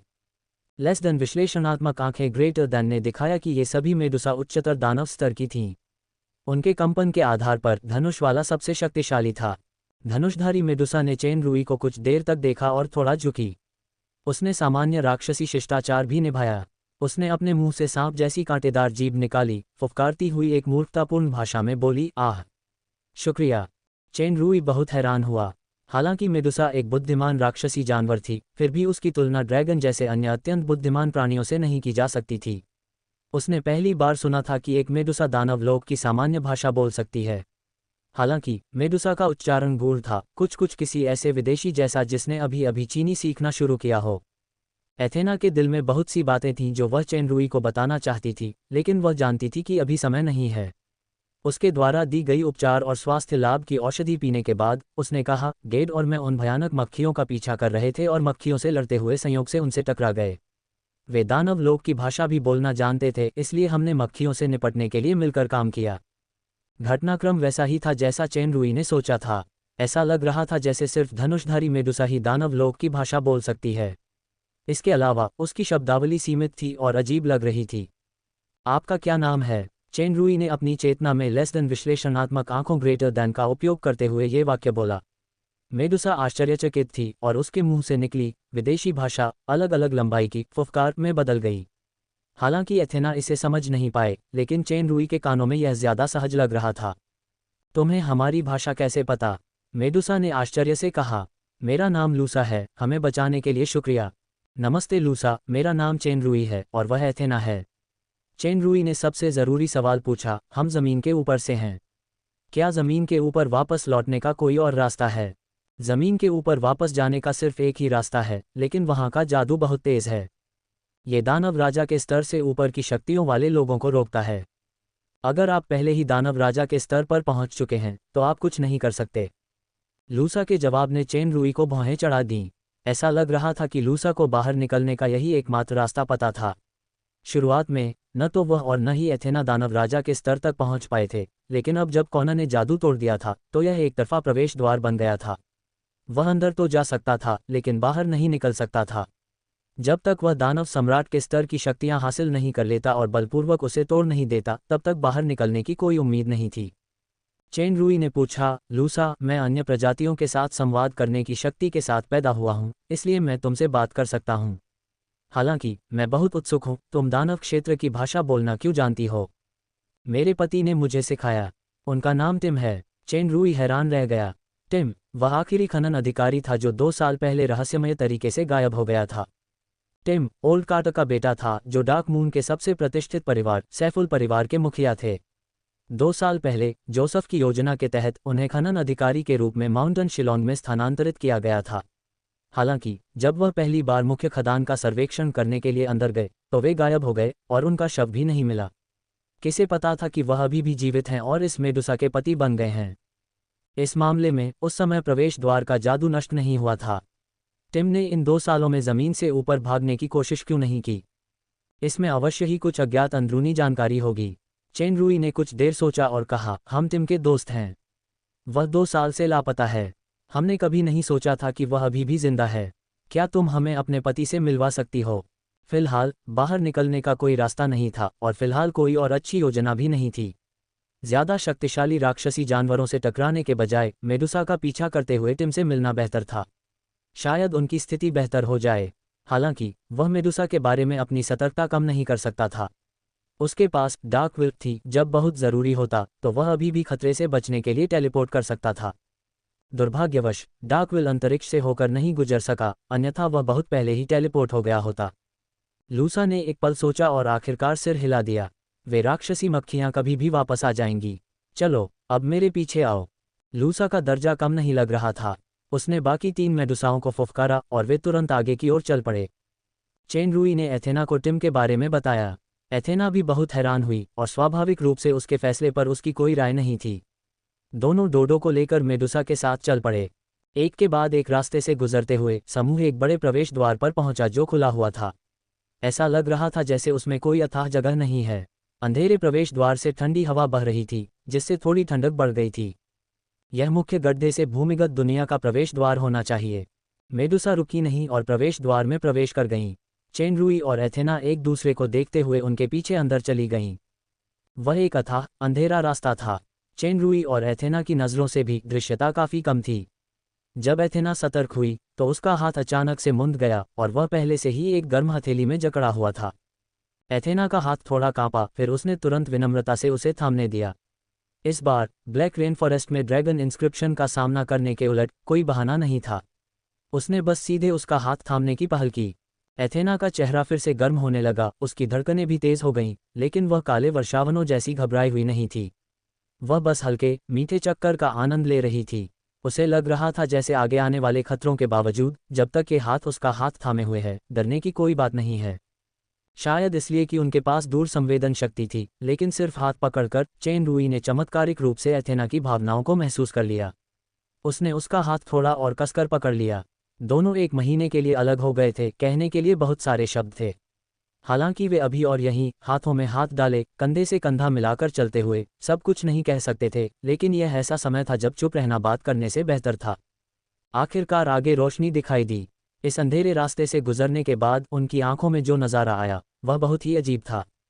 ये जगह उस भूल भुलैया जैसे मुख्य गड्ढे से बिल्कुल अलग थी। यह एक विशाल, बिल्कुल दूसरी दुनिया जैसी थी। ऊपर और नीचे के बीच एक बड़ी जगह थी। वह जगह खुली और उजली लग रही थी। मुख्य गड्ढे की छत से दबे होने का एहसास नहीं हो रहा था। उसे बस अजीबोगरीब स्टेलेक्टाइट और स्टेलेग्माइट दिखाई दे रहे थे। उसमें कई खास पदार्थ थे जो तेज या कमज़ोर चमक बिखेर रहे थे। वे रंग बिरंगे और अलग अलग आकार के थे। ये देखने लायक नज़ारा था। बीच बीच में ज़मीन पर चमकते हुए साफ तालाब दिखाई दे रहे थे। ऊपर से पानी की बूंदें तालाबों में टपक रही थीं। जाहिर है, तापमान मुख्य गड्ढे से काफ़ी कम था। चेन रूई ने ऐसा अद्भुत दृश्य पहले कभी नहीं देखा था। वह मन ही मन आश्चर्यचकित था। एथेना ने भी आश्चर्य व्यक्त किया। उस अद्भुत परिदृश्य के पीछे अप्रत्याशित खतरा छिपा था। भूमिगत राक्षसी जानवर 400 से भी ज्यादा सालों से घूम रहे थे। ये किसी भी तरह से मजाक करने के लिए नहीं था। अगर वे इस बार मेडुसा के घोंसले में भी जा रहे थे तो भी वे सुरक्षित नहीं थे। दोनों को ये बात पता थी, इसलिए उन्होंने अपनी सतर्कता कम नहीं की। लंबी दूरी तक चलने के बाद उन्हें रास्ते में किसी भी खतरे का सामना नहीं करना पड़ा। यहाँ की हवा ज़्यादा ताज़ा लग रही थी। शायद ये खनिजों में मौजूद कुछ खास तत्वों का खास असर था जो पौधों की तरह कार्बन डाइऑक्साइड सोखकर ऑक्सीजन पैदा कर सकते थे। अचानक मेडुसा आगे बढ़ना बंद कर देती है और सतर्कता से सामने की ओर देखती है। चेन रूई और एथेना ने भी एक अजीब सी आवाज़ सुनी, जैसे लड़ाई की आवाज़। और हाँ, वह आवाज़ उनकी ओर भी बढ़ रही थी। चट्टानों से परावर्तित प्रकाश के कारण युद्ध में दोनों पक्ष धीरे धीरे स्पष्ट हो गए। एक दल लंबा और बलवान मानव सदृश राक्षसी था जिसके पूरे शरीर पर लंबे लंबे बाल थे। उसका सिर और खुर बैल जैसे थे। दोनों हाथों में 3-3 उंगलियां थीं और उसके हाथ में एक विशाल पत्थर का हथौड़ा था। वह समय समय पर अपने तीखे सींगों और हथौड़े से दुश्मन पर वार करता रहता था। मेडुसा की तरह ये प्राणी भी बुद्धिमान राक्षसी जानवरों में से एक था जिसे टॉरिन कहा जाता था। टॉरिन जन्मजात योद्धा थे। वे भयंकर और शक्तिशाली थे। न केवल उनमें उच्च शारीरिक आक्रमण और रक्षात्मक क्षमताएं थीं, बल्कि जादू के प्रति भी उनमें प्रबल प्रतिरोध था। कुछ म्यूटेंट अपनी विशेष प्राकृतिक शक्ति का उपयोग करके जादू जैसा कुछ बन सकते थे। दानव लोक में ये ज्ञात था कि कुछ टॉरिन पहाड़ों में रहने के आदी थे। अप्रत्याशित रूप से इस भूमिगत दुनिया में भी टॉरिन थे। टॉरिन का प्रतिद्वंद्वी और भी अजीब प्राणी था। उसका शरीर पत्थर और मिट्टी का बना था और उसके चेहरे की आकृतियां और मांसपेशियां अस्पष्ट थीं। उसकी आंखों से हल्की पीली रोशनी निकल रही थी। उनके पास कोई हथियार नहीं था, लेकिन उनके शरीर किसी भी हथियार से ज्यादा मजबूत थे। टॉरिन ने उसे अपने हथौड़े से जोर से मारा, लेकिन ज्यादा नुकसान नहीं पहुंचा। इनमें से एक जीव अजीबोगरीब हमले भी कर सकता था। जहां उसके ऊपरी अंग हिलते, वहां जमीन से कई नुकीले कांटे निकल आते। कभी कभी वह एक और लहर मारता और उसके आसपास के साथियों पर कवच जैसी एक हल्की रोशनी पड़ जाती, जिससे उनकी सुरक्षा और बढ़ जाती। लेस देन पृथ्वी spiky greater than, less than पत्थर की खाल ग्रेटर दैन। एथेना चिल्लाए, ये पृथ्वी के तत्व हैं। तत्व प्राकृतिक तात्विक शक्तियों के संघनित सार से निर्मित संवेदनशील उत्पाद थे। उनमें से अधिकांश प्रकृति में प्रकट हुए, जहां उनकी संबंधित तात्विक शक्तियां अपेक्षाकृत केंद्रित थीं। उदाहरण के लिए, अधिकांश अग्नि तत्व ज्वालामुखियों में थे और पृथ्वी तत्व भूमिगत पाए गए। तत्वों में जीवन नहीं था। चूंकि वे तात्विक संघनन की प्रक्रिया से उत्पन्न हुए थे, इसलिए वे प्रकृति के संतुलन में ही मर गए। प्रत्येक के अपने तत्वों के अनुसार अलग अलग व्यक्तित्व और संबंधित शक्तियां थीं। उदाहरण के लिए, पृथ्वी तत्व रक्षा में कुशल था और अग्नि तत्व आक्रमण करने में कुशल था।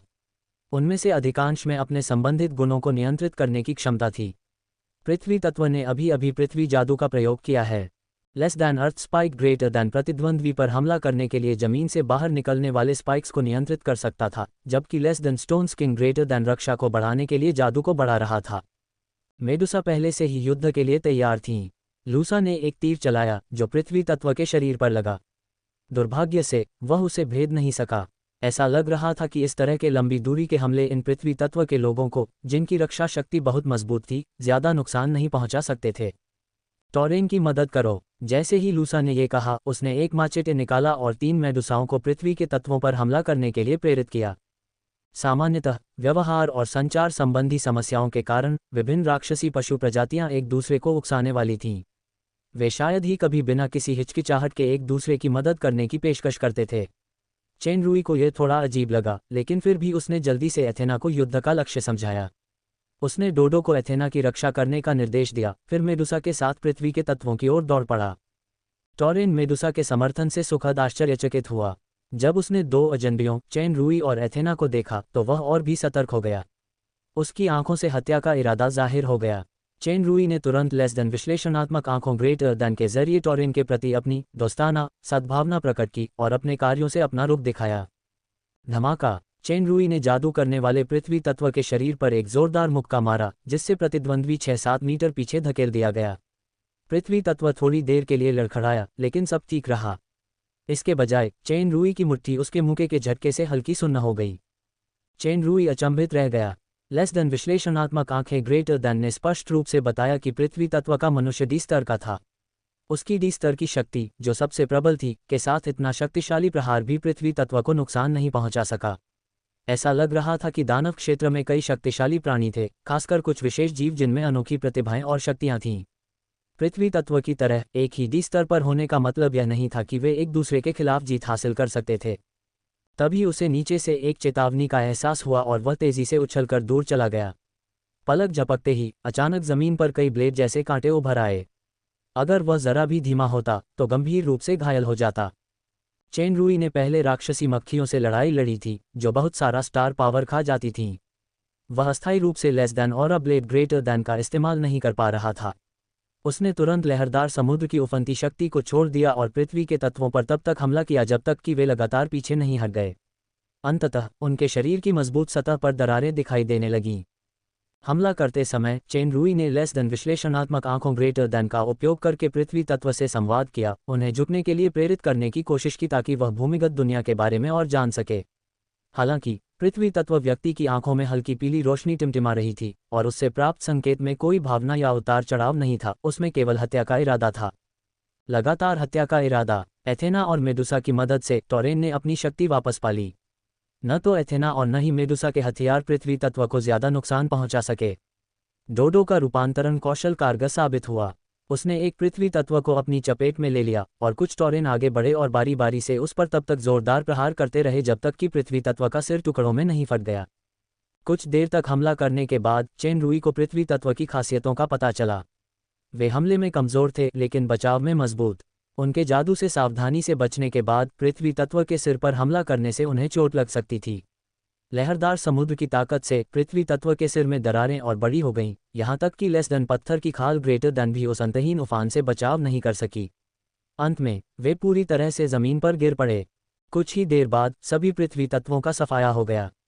प्रमुख टॉरेन आया और अपनी बड़ी बड़ी आंखों से चेन रुई को कुछ देर तक देखता रहा, फिर अचानक जोर जोर से छाती पीटते हुए चीखने लगा। दोस्त, वॉट? चेन रुई लेस देन विश्लेषणात्मक आंखों ग्रेटर देन से टॉरेन की कृतज्ञता महसूस कर सकता था। वॉट ही उसका नाम होगा। उसने तुरंत अपने दोस्ताना इरादे बता दिए। मेडुसा की तरह टॉरेन भी चेन रुई की संवाद करने की क्षमता देखकर हैरान थे। हालांकि उन्होंने इसकी ज्यादा गहराई से जांच नहीं की। उन्होंने बस एक ही बात कही, मेरे साथ आओ, मदद चाहिए, लड़ो।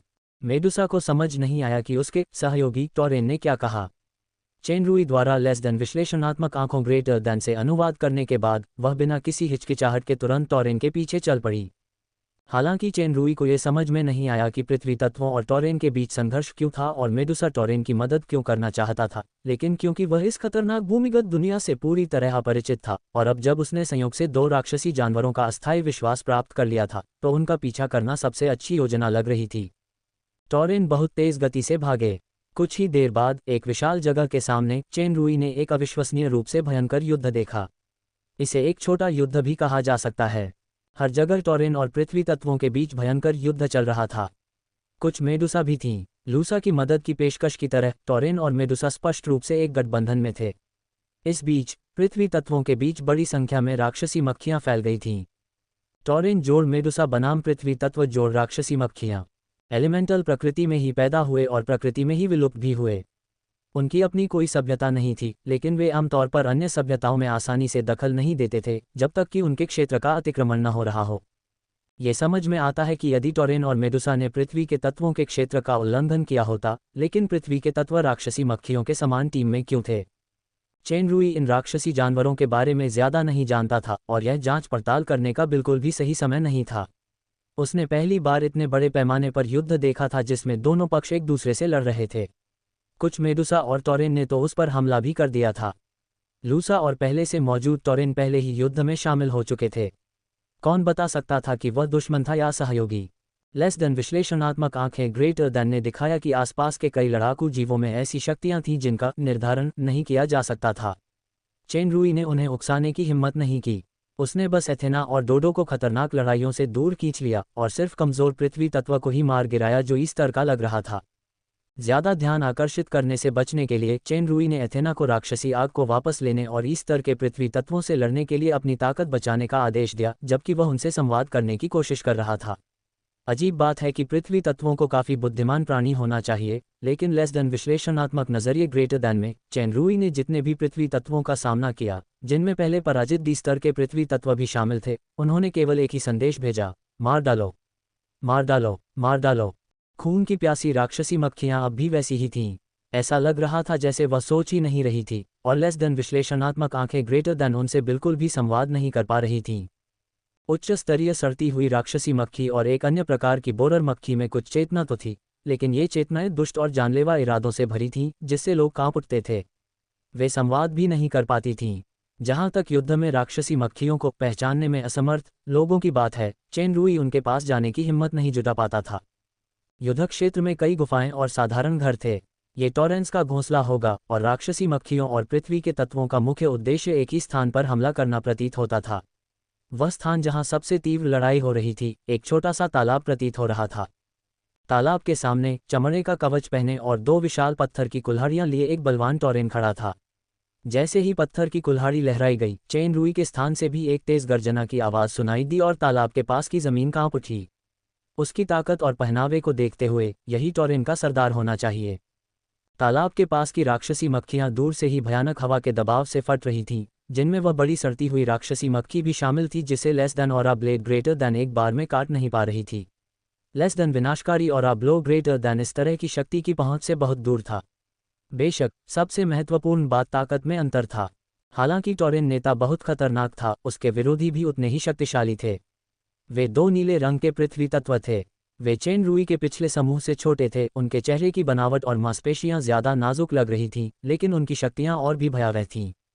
इतना ही नहीं, सियान पृथ्वी तत्व किसी भी समय विभिन्न प्रकार के पृथ्वी आधारित जादू भी कर सकते थे। लिच या नेक्रोमेंसर जैसे मंत्रों का जाप करने की कोई आवश्यकता नहीं थी और कई मंत्र वास्तव में शक्तिशाली उच्च स्तरीय जादू थे। हवा में संघनित होता विशाल मंडल, जमीन से शून्य से उगते पत्थर के कारागार, विस्फोटक पत्थर के फूल, ये आक्रामक और रक्षात्मक उपाय अंतहीन रूप से होते रहे जो उनकी कमजोरी यानी आक्रामकता की कमी की भरपाई कर रहे थे। टॉरेन नेता का कौशल भी चेन रूई की उम्मीदों से बढ़कर था। उसने बस एक चीख सुनी ही थी कि अचानक उसके पैरों के नीचे एक लाल प्रभामंडल प्रकट हुआ। उसके आसपास ये प्रभामंडल एक निश्चित सीमा के भीतर सभी टॉरेन के पैरों के नीचे भी दिखाई दिया, लेकिन हल्के रंग में। इस प्रभामंडल में टॉरेन के हमले ज्यादा आक्रामक और ज्यादा शक्तिशाली लग रहे थे। Hello skill. चेन रूई को अचानक अपने पिछले जीवन के एक क्लासिक गेम में पैलाडिन स्किल का ख्याल आया, जो आसपास के साथियों को एक खास बफ देता था। टॉरेन लीडर का लाल हेलो, जो वह साफ देख रहा था, उसका यही असर था। हालांकि ये हेलो सिर्फ टॉरेन पर ही असरदार था। हालांकि सहयोगी मेडुसा भी हेलो की रेंज में थे, लेकिन उनके शरीर पर कोई खास निशान या असर नहीं था। इसी तरह कुछ ही दूरी पर एक टॉरेन भी था जिसके पास एक क्षमता थी। टॉरेन अपने हाथ में एक पत्थर का डंडा पकड़े हुए था। पास ही अपनी प्रजाति के पैरों के नीचे सियान रंग के प्रभामंडल दिखाई दे रहे थे, जिससे टॉरेन की गति बहुत बढ़ गई। ऐसा लग रहा था कि यह बफिंग प्रभामंडल उत्परिवर्तित टॉरेन की एक विशेष क्षमता थी। चेन रूई ने देखा कि पत्थर का डंडा पकड़े टॉरेन के पीछे एक लाश पड़ी थी, जो युद्ध में मारा गया एक टॉरेन योद्धा था। राक्षसी मक्खियों के एक समूह ने उसे घेर लिया था, लेकिन उन्होंने उसका मांस और खून नहीं चूसा। इसके बजाय मानो उसे नियंत्रित किया जा रहा हो, वह लाश एक ज़ॉम्बी की तरह खड़ी हो गई। उसकी आंखों से हल्की पीली रोशनी निकल रही थी। उसने पत्थर का डंडा पकड़े अपने साथी पर हमला कर दिया। ज़ॉम्बी टॉरेन को दर्द का एहसास ही नहीं हुआ। उसे बचाव की जरा भी जरूरत नहीं थी। उसने बस पत्थर की छड़ी पकड़े टॉरेन पर पागलों की तरह हमला कर दिया। हालांकि पत्थर की छड़ी पकड़े टोरेन में हेलो बफ्स प्रदान करने की विशेष क्षमता थी, लेकिन उसकी युद्ध शक्ति कमजोर होती जा रही थी। धीरे धीरे वह अपनी रक्षा करने में असमर्थ हो गया। आसपास के टोरेन मदद करना चाहते थे, लेकिन पृथ्वी के तत्वों और राक्षसी मक्खियों ने उन्हें रोक रखा था। इस महत्वपूर्ण टोरेन के मरते ही सभी साथियों का बफ प्रभाव गायब हो जाएगा और वे और भी ज्यादा खतरे में पड़ जाएंगे। पत्थर की छड़ी पकड़े टोरेन हथौड़े के प्रहार से कुछ मीटर दूर उड़कर जमीन पर गिर पड़ा। ज़ॉम्बी टोरेन ने अपने पिछले साथी को सांस लेने का भी मौका नहीं दिया और आगे बढ़ गया। उस निर्णायक क्षण में 1 मीटर से भी ज्यादा व्यास वाला प्रकाश का एक गोला ज़ॉम्बी टोरेन की ओर तेजी से बढ़ा। यहाँ तक कि टोरेन, जो स्वाभाविक रूप से जादू का विरोधी था, इस प्रकाश के गोले के प्रभाव को झेल नहीं सका और तेज गति से एक चट्टान पर जा गिरा। उसका पूरा शरीर निगल गया, केवल एक जला हुआ शरीर बचा और फिर पूरी चट्टान ढह गई। पत्थर की छड़ी पकड़े टोरेन को खड़े होने में मुश्किल हो रही थी। वह उस अजनबी को देखकर हैरान था जिसने संकट के समय उसकी जान बचाई थी। ये व्यक्ति न तो कोई तत्व था, न ही कोई मेडुसा और न ही कोई टोरेन। उसने देखा कि अजनबी ने अपनी छाती पर जोर से वार किया और एक स्पष्ट आवाज़ जो समझ में आ रही थी उसके दिमाग में गूंजी, दोस्त चेन रुई। हालांकि टोरेन थोड़ा हैरान हुआ, फिर भी उसने बिना किसी हिचकिचाहट के वही हरकत की। दोस्त टोरे। चेन रुई का ये कदम स्पष्ट रूप से सोच समझकर उठाया गया कदम था। टोरेन और मेडुसा दोनों ही लेस देन विश्लेषणात्मक आंखों ग्रेटर देन का उपयोग करके संवाद कर सकते थे, और संयोगवश उसने इस युद्ध का उपयोग उनका पक्ष जीतने के लिए किया। भूमिगत दुनिया में जीवित रहने और बाहर निकलने का रास्ता खोजने की संभावनाएं बहुत बढ़ जातीं। अगर टोरेन पक्ष हार जाता तो पृथ्वी के तत्वों और उन राक्षसी मक्खियों का सामना करना पड़ता जो संवाद नहीं कर सकती थीं, मौत की सजा थी। चेन रुई ने देखा कि टोरे की नज़दीकी युद्ध क्षमताएं अपेक्षाकृत कमज़ोर थीं। उसने एथेना को बुलाया। दोनों ने टोरे को अपने बीच में सुरक्षित रखा। टोरे ने हाथ उठाया और चिल्लाया। टोरेन के पैरों के नीचे एक और तरह का प्रभामंडल प्रकट हुआ, जो टोरेन नेता द्वारा इस्तेमाल किया जाने वाला लाल प्रभामंडल था। इस तरह न केवल गति बल्कि टोरेन की आक्रमण शक्ति भी काफ़ी बढ़ गई। टोरे द्वारा इस्तेमाल किए गए प्रभामंडलों को एक साथ ढेर किया जा सकता था, जबकि टोरेन नेता के पास केवल एक लाल प्रभामंडल था। ऐसा लग रहा था कि टोरे नेता से ज्यादा प्रभामंडल बनाने में माहिर था, और टोरेन जाति में शायद वह एक महत्वपूर्ण व्यक्ति भी था। टोरे से सबक सीखने के बाद जब एक टोरेन सैनिक की मौत होती थी तो उसकी लाश को उसकी ही प्रजाति के लोग तुरंत नष्ट कर देते थे। कोई भी समझ सकता था कि टोरेन इससे दुखी थे, लेकिन उनके पास कोई विकल्प नहीं था। चेन रुई को थोड़ा बहुत समझ आ रहा था कि मेडुसा लूसा ने पहले अपनी ही प्रजाति के लोगों के शरीर को क्यों नष्ट किया था। ऐसा लग रहा था कि इन राक्षसी मक्खियों में कुछ अजीबोगरीब शक्तियां थीं जिनसे वे लाशों को नियंत्रित कर सकती थीं। क्या ये दानव लोक का वायरस था? चेन रुई और एथेना की मदद से टोरे ने बढ़ते हुए खतरनाक युद्ध क्षेत्र की ओर बढ़ना शुरू कर दिया। रास्ते में वह लगातार चिल्ला रहा था और अपने साथियों को, जो भीषण युद्ध में फंसे हुए थे, हेलो बफ्स दे रहा था। चेन रुई और एथेना पर दबाव भी लगातार बढ़ रहा था, लेकिन उनके कार्यों ने टोरेन पर टोरे की तरफ की रक्षा कर रहे 2 अजनबियों पर एक अच्छी छाप छोड़ी। एक और वीर टोरेन गिर पड़ा। अपनी प्रजाति के बिखरने के बाद राक्षसी मक्खियां उसके शरीर को घेरकर बेबस होकर लाश को नष्ट करने की तैयारी कर रही थीं, लेकिन चेन रुई ने अचानक उन्हें रोक दिया। अभी अभी चेन रुई ने इस टोरेन की जान बचाई थी, इसलिए टोरेन उस पर अभी हमला नहीं कर सकते थे। उन्होंने उसे बस ये याद दिलाया कि इस लाश को राक्षसी मक्खियां पुनर्जीवित कर देंगी और दुश्मन बना देंगी। चेन रुई ने सिर हिलाया, लेस देन विश्लेषणात्मक आंखों ग्रेटर देन के माध्यम से सीधे टोरेन को आश्वस्त किया और एथेना और डोडो को दुश्मन से बचने के लिए बुलाया।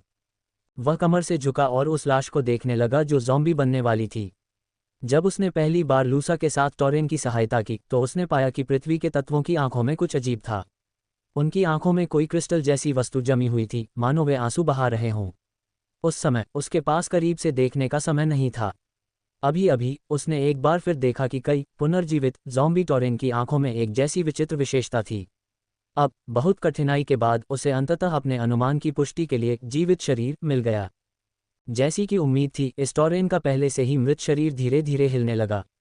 ये पुनरुत्थान का पूर्वाभास था। उसने उसकी बड़ी बेल जैसी आंखों से एक अजीब सा तरल पदार्थ बहता देखा। यह आंसू नहीं बल्कि एक हल्का पीला तरल था। शरीर से बाहर निकलने के बाद ये तेजी से क्रिस्टलीय रूप में जम गया। बेल की आंखें धीरे धीरे खुलीं और एक हल्की पीली रोशनी निकल रही थी। चेन रुई को एक विचार आया। उसने टोरेन के सिर के ऊपर अपना हाथ खोला और निर्णायक रूप से एक कौशल लेस दैन आभा रूपांतरण ग्रेटर दैन को सक्रिय कर दिया। अज्ञात ऊर्जा पदार्थ मिला है। इसे आभा में बदला जा सकता है। क्या आप परिवर्तन की पुष्टि करते हैं? आशा के अनुसार टोरेन की लाश की आंखें लगभग पूरी तरह खुल चुकी थीं। खुलते ही ज़ॉम्बी का रूपांतरण पूरा हो जाता। चेन रूई ने तुरंत रूपांतरण की पुष्टि कर दी। टॉरेन की लाश जोर जोर से हिलने लगी। क्रिस्टल तेजी से चूर्ण में बदल गया। उसकी आंखों की पीली रोशनी धीरे धीरे मंद पड़ गई। उसकी आवाज़ से तेज चीख निकली जो थोड़ी देर बाद गायब हो गई। चेन रूई ने आश्चर्य से अपना हाथ हटा लिया। सिर्फ इस एक परिवर्तन से ही उसकी आभा 10,000 गुना बढ़ गई। उसका अंदाज़ा बिल्कुल सही था। ये क्रिस्टल जो टॉरेन को ज़ॉम्बी में बदल सकता था, असल में एक ऊर्जा पदार्थ था जिसे आभा में बदला जा सकता था। और हाँ, ये बेकार अयस्कों पर मौजूद क्रिस्टल ही होंगे। अपशिष्ट अयस्कों पर मौजूद क्रिस्टल राक्षसी मक्खियों का विशेष स्राव निकले। इतना ही नहीं, अभी अभी लेस देन विश्लेषणात्मक आंखें ग्रेटर देन ने संकेत दिया कि न केवल क्रिस्टल रूपांतरित हो रहे थे, बल्कि वे राक्षसी मक्खियां भी रूपांतरित हो रही थीं जो क्रिस्टल स्रावित कर रही थीं। ये बहुत ही छोटे शरीर वाली राक्षसी मक्खियां थीं जो नाक या कान के रास्ते शरीर में प्रवेश कर सकती थीं और क्रिस्टल स्रावित करके शव को नियंत्रित कर सकती थीं। इस तरह की राक्षसी मक्खी वही बोरर राक्षसी मक्खी थी जिसे चेन रूई ने पहले देखा था। व्यापक शक्ति मूल्यांकन दी 400 साल पुराने बेकार अयस्क क्रिस्टल राक्षसी मक्खियां। चेन रूई को यह एहसास हो गया था कि उसने अभी अभी एक बड़े रहस्य का एक हिस्सा उजागर किया है। वर्तमान में राक्षसी मक्खियों के 3 ज्ञात प्रकार हैं: रक्तपिपासु राक्षसी मक्खी, सड़ने वाली राक्षसी मक्खी और छेदक राक्षसी मक्खी। रक्तपिपासु राक्षसी मक्खी अपने शिकार के मांस को निगलकर उसे कंकाल में बदल सकती थी। सड़ती हुई राक्षसी मक्खी का शरीर मजबूत था और वह जहर उगल सकती थी। बोरर राक्षसी मक्खी लाशों को अपने वश में करके उन्हें ज़ॉम्बी में बदल सकती थी। पिछली स्थिति से अगर लाश नष्ट भी हो जाए तो केवल वह माध्यम नष्ट होगा जिसे वह उधार ले रही थी। वह बोरर राक्षसी मक्खियों को पूरी तरह से नष्ट नहीं कर सकती थी। इसके अलावा चेन रूई ने खुद कभी नहीं सोचा था कि लेस दैन आभा रूपांतरण ग्रेटर दैन, जो आभा बढ़ाने के लिए इस्तेमाल किया जाने वाला एक अतिरिक्त कौशल था, इन परेशान करने वाले दुश्मनों को खत्म करने का सबसे बड़ा तुरुप का पत्ता था। दूर एक सुनहरी राक्षसी मक्खी भी थी जो लगभग उस खूनी राक्षसी मक्खी के आकार की थी। उसकी संख्या सबसे कम थी, लेकिन शायद वह ज्यादा शक्तिशाली राक्षसी मक्खी थी। चेन रूई की हिम्मत नहीं हुई कि वह उसके ज्यादा करीब जाए। पिछले विश्लेषण से पता चलता है कि हत्यारे पृथ्वी तत्वों के साथ सबसे अधिक छेड़छाड़ की जा रही थी। पृथ्वी तत्व लाशें नहीं थे और वे सामान्य जीवित प्राणियों जैसे भी नहीं थे। बोरर राक्षसी मक्खियां उन्हें नियंत्रित नहीं कर सकती, इसलिए ये किसी अन्य प्रकार की राक्षसी मक्खी या कोई अन्य विशेष शक्ति होनी चाहिए। चेन रूई ने भौहें सिकोड़ लीं।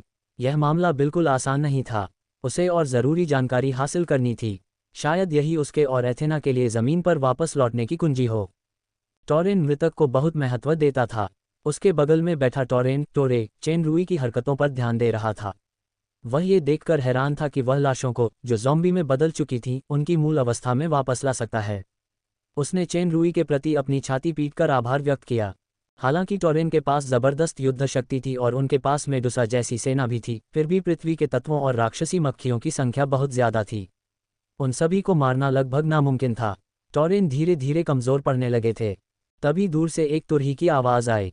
एथेना हैरान हो गई। ये तुरही थोड़ी जानी पहचानी लग रही थी, जैसे गिरे हुए देवदूत साम्राज्य में आमतौर पर इस्तेमाल होने वाला आक्रामक तुरही। दूरी पर स्टेलेक्टाइट्स की रोशनी में छायाचित्रों की साफ सुथरी पंक्तियां दिखाई दे रही थीं। मेडुसा, वे सभी मेडुसा थे। पहली कुछ पंक्तियों में ढालें और कटारें थीं, जबकि पीछे की पंक्तियों में धनुष बाण लगे हुए थे। वे एक पंक्ति में पंक्तिबद्ध हो गए। सीन के आदेश पर वे तेजी से इस ओर बढ़े। लड़ाकू मेडुसा सैनिकों की सेना के पास पहुंचने लगे। टॉरेन नेता ने चीख मारी और टॉरेन एक साथ इकट्ठा होने लगे। चेन रूई, एथेना और डोडो स्वाभाविक रूप से टॉरे के पीछे पीछे टॉरेन शिविर में इकट्ठा हो गए। एक सुप्रशिक्षित सेना की तरह मेडुसा पूरी तरह से पंक्तिबद्ध हो गईं। एक ही आदेश पर अनगिनत पत्थर के बाण राक्षसी मक्खियों और पृथ्वी के तत्वों पर छोड़े गए। जैसे ही पत्थर के बाण अपने लक्ष्य को छूते, वे अचानक फट जाते। विस्फोट कई मीटर तक फैल गया। इस तरह का प्रहार हवा में मौजूद राक्षसी मक्खियों के लिए सबसे घातक था। तुरंत कमजोर राक्षसी मक्खियां बारिश की तरह बरस पड़ीं। विस्फोटक बाणों की कुछ लहरों के बाद संख्या में सबसे ज्यादा खूनी राक्षसी मक्खियां नष्ट हो गईं। हालांकि अपनी अत्यंत मजबूत रक्षा के कारण पृथ्वी के तत्वों पर ज्यादा असर नहीं पड़ा। दोसियान पृथ्वी तत्वों के नेतृत्व में वे मेडुसा की ओर दौड़ पड़े।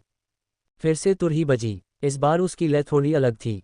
हवाई प्रक्षेपास्त्र जारी रहे, लेकिन मेडुसा की 3 पंक्तियां टीम के आगे चल रही थीं। उन्होंने पृथ्वी के तत्वों को निशाना बनाया और एक साथ तीर चलाने शुरू कर दिए।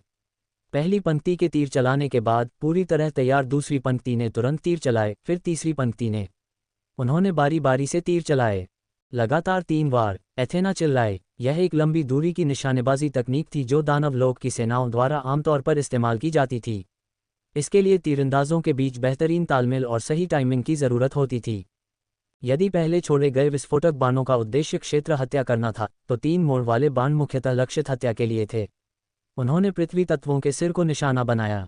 साधारण पत्थर के बाण पृथ्वी तत्वों की सुरक्षा व्यवस्था को भेद नहीं सकते थे, लेकिन इन बाणों से एक हल्की, तेज किरण चमक रही थी। ये स्पष्ट रूप से एक विशेष कौशल से युक्त था जो तीक्ष्णता को बढ़ाता था।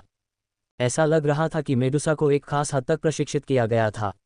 लक्ष्य चुनने में वे बहुत केंद्रित थे। उन्होंने 2 सबसे शक्तिशाली सियान पृथ्वी तत्व वाले लोगों को नज़रअंदाज किया और कई लोगों के समूहों में लक्ष्य पर ध्यान केंद्रित किया। देखते ही देखते पृथ्वी तत्व वाले लोग एक के बाद एक नीचे गिर पड़े। ये देखकर कि पृथ्वी तत्व पहले ही बहुत करीब पहुंच चुके हैं, धनुष बाण अचानक रुक गए।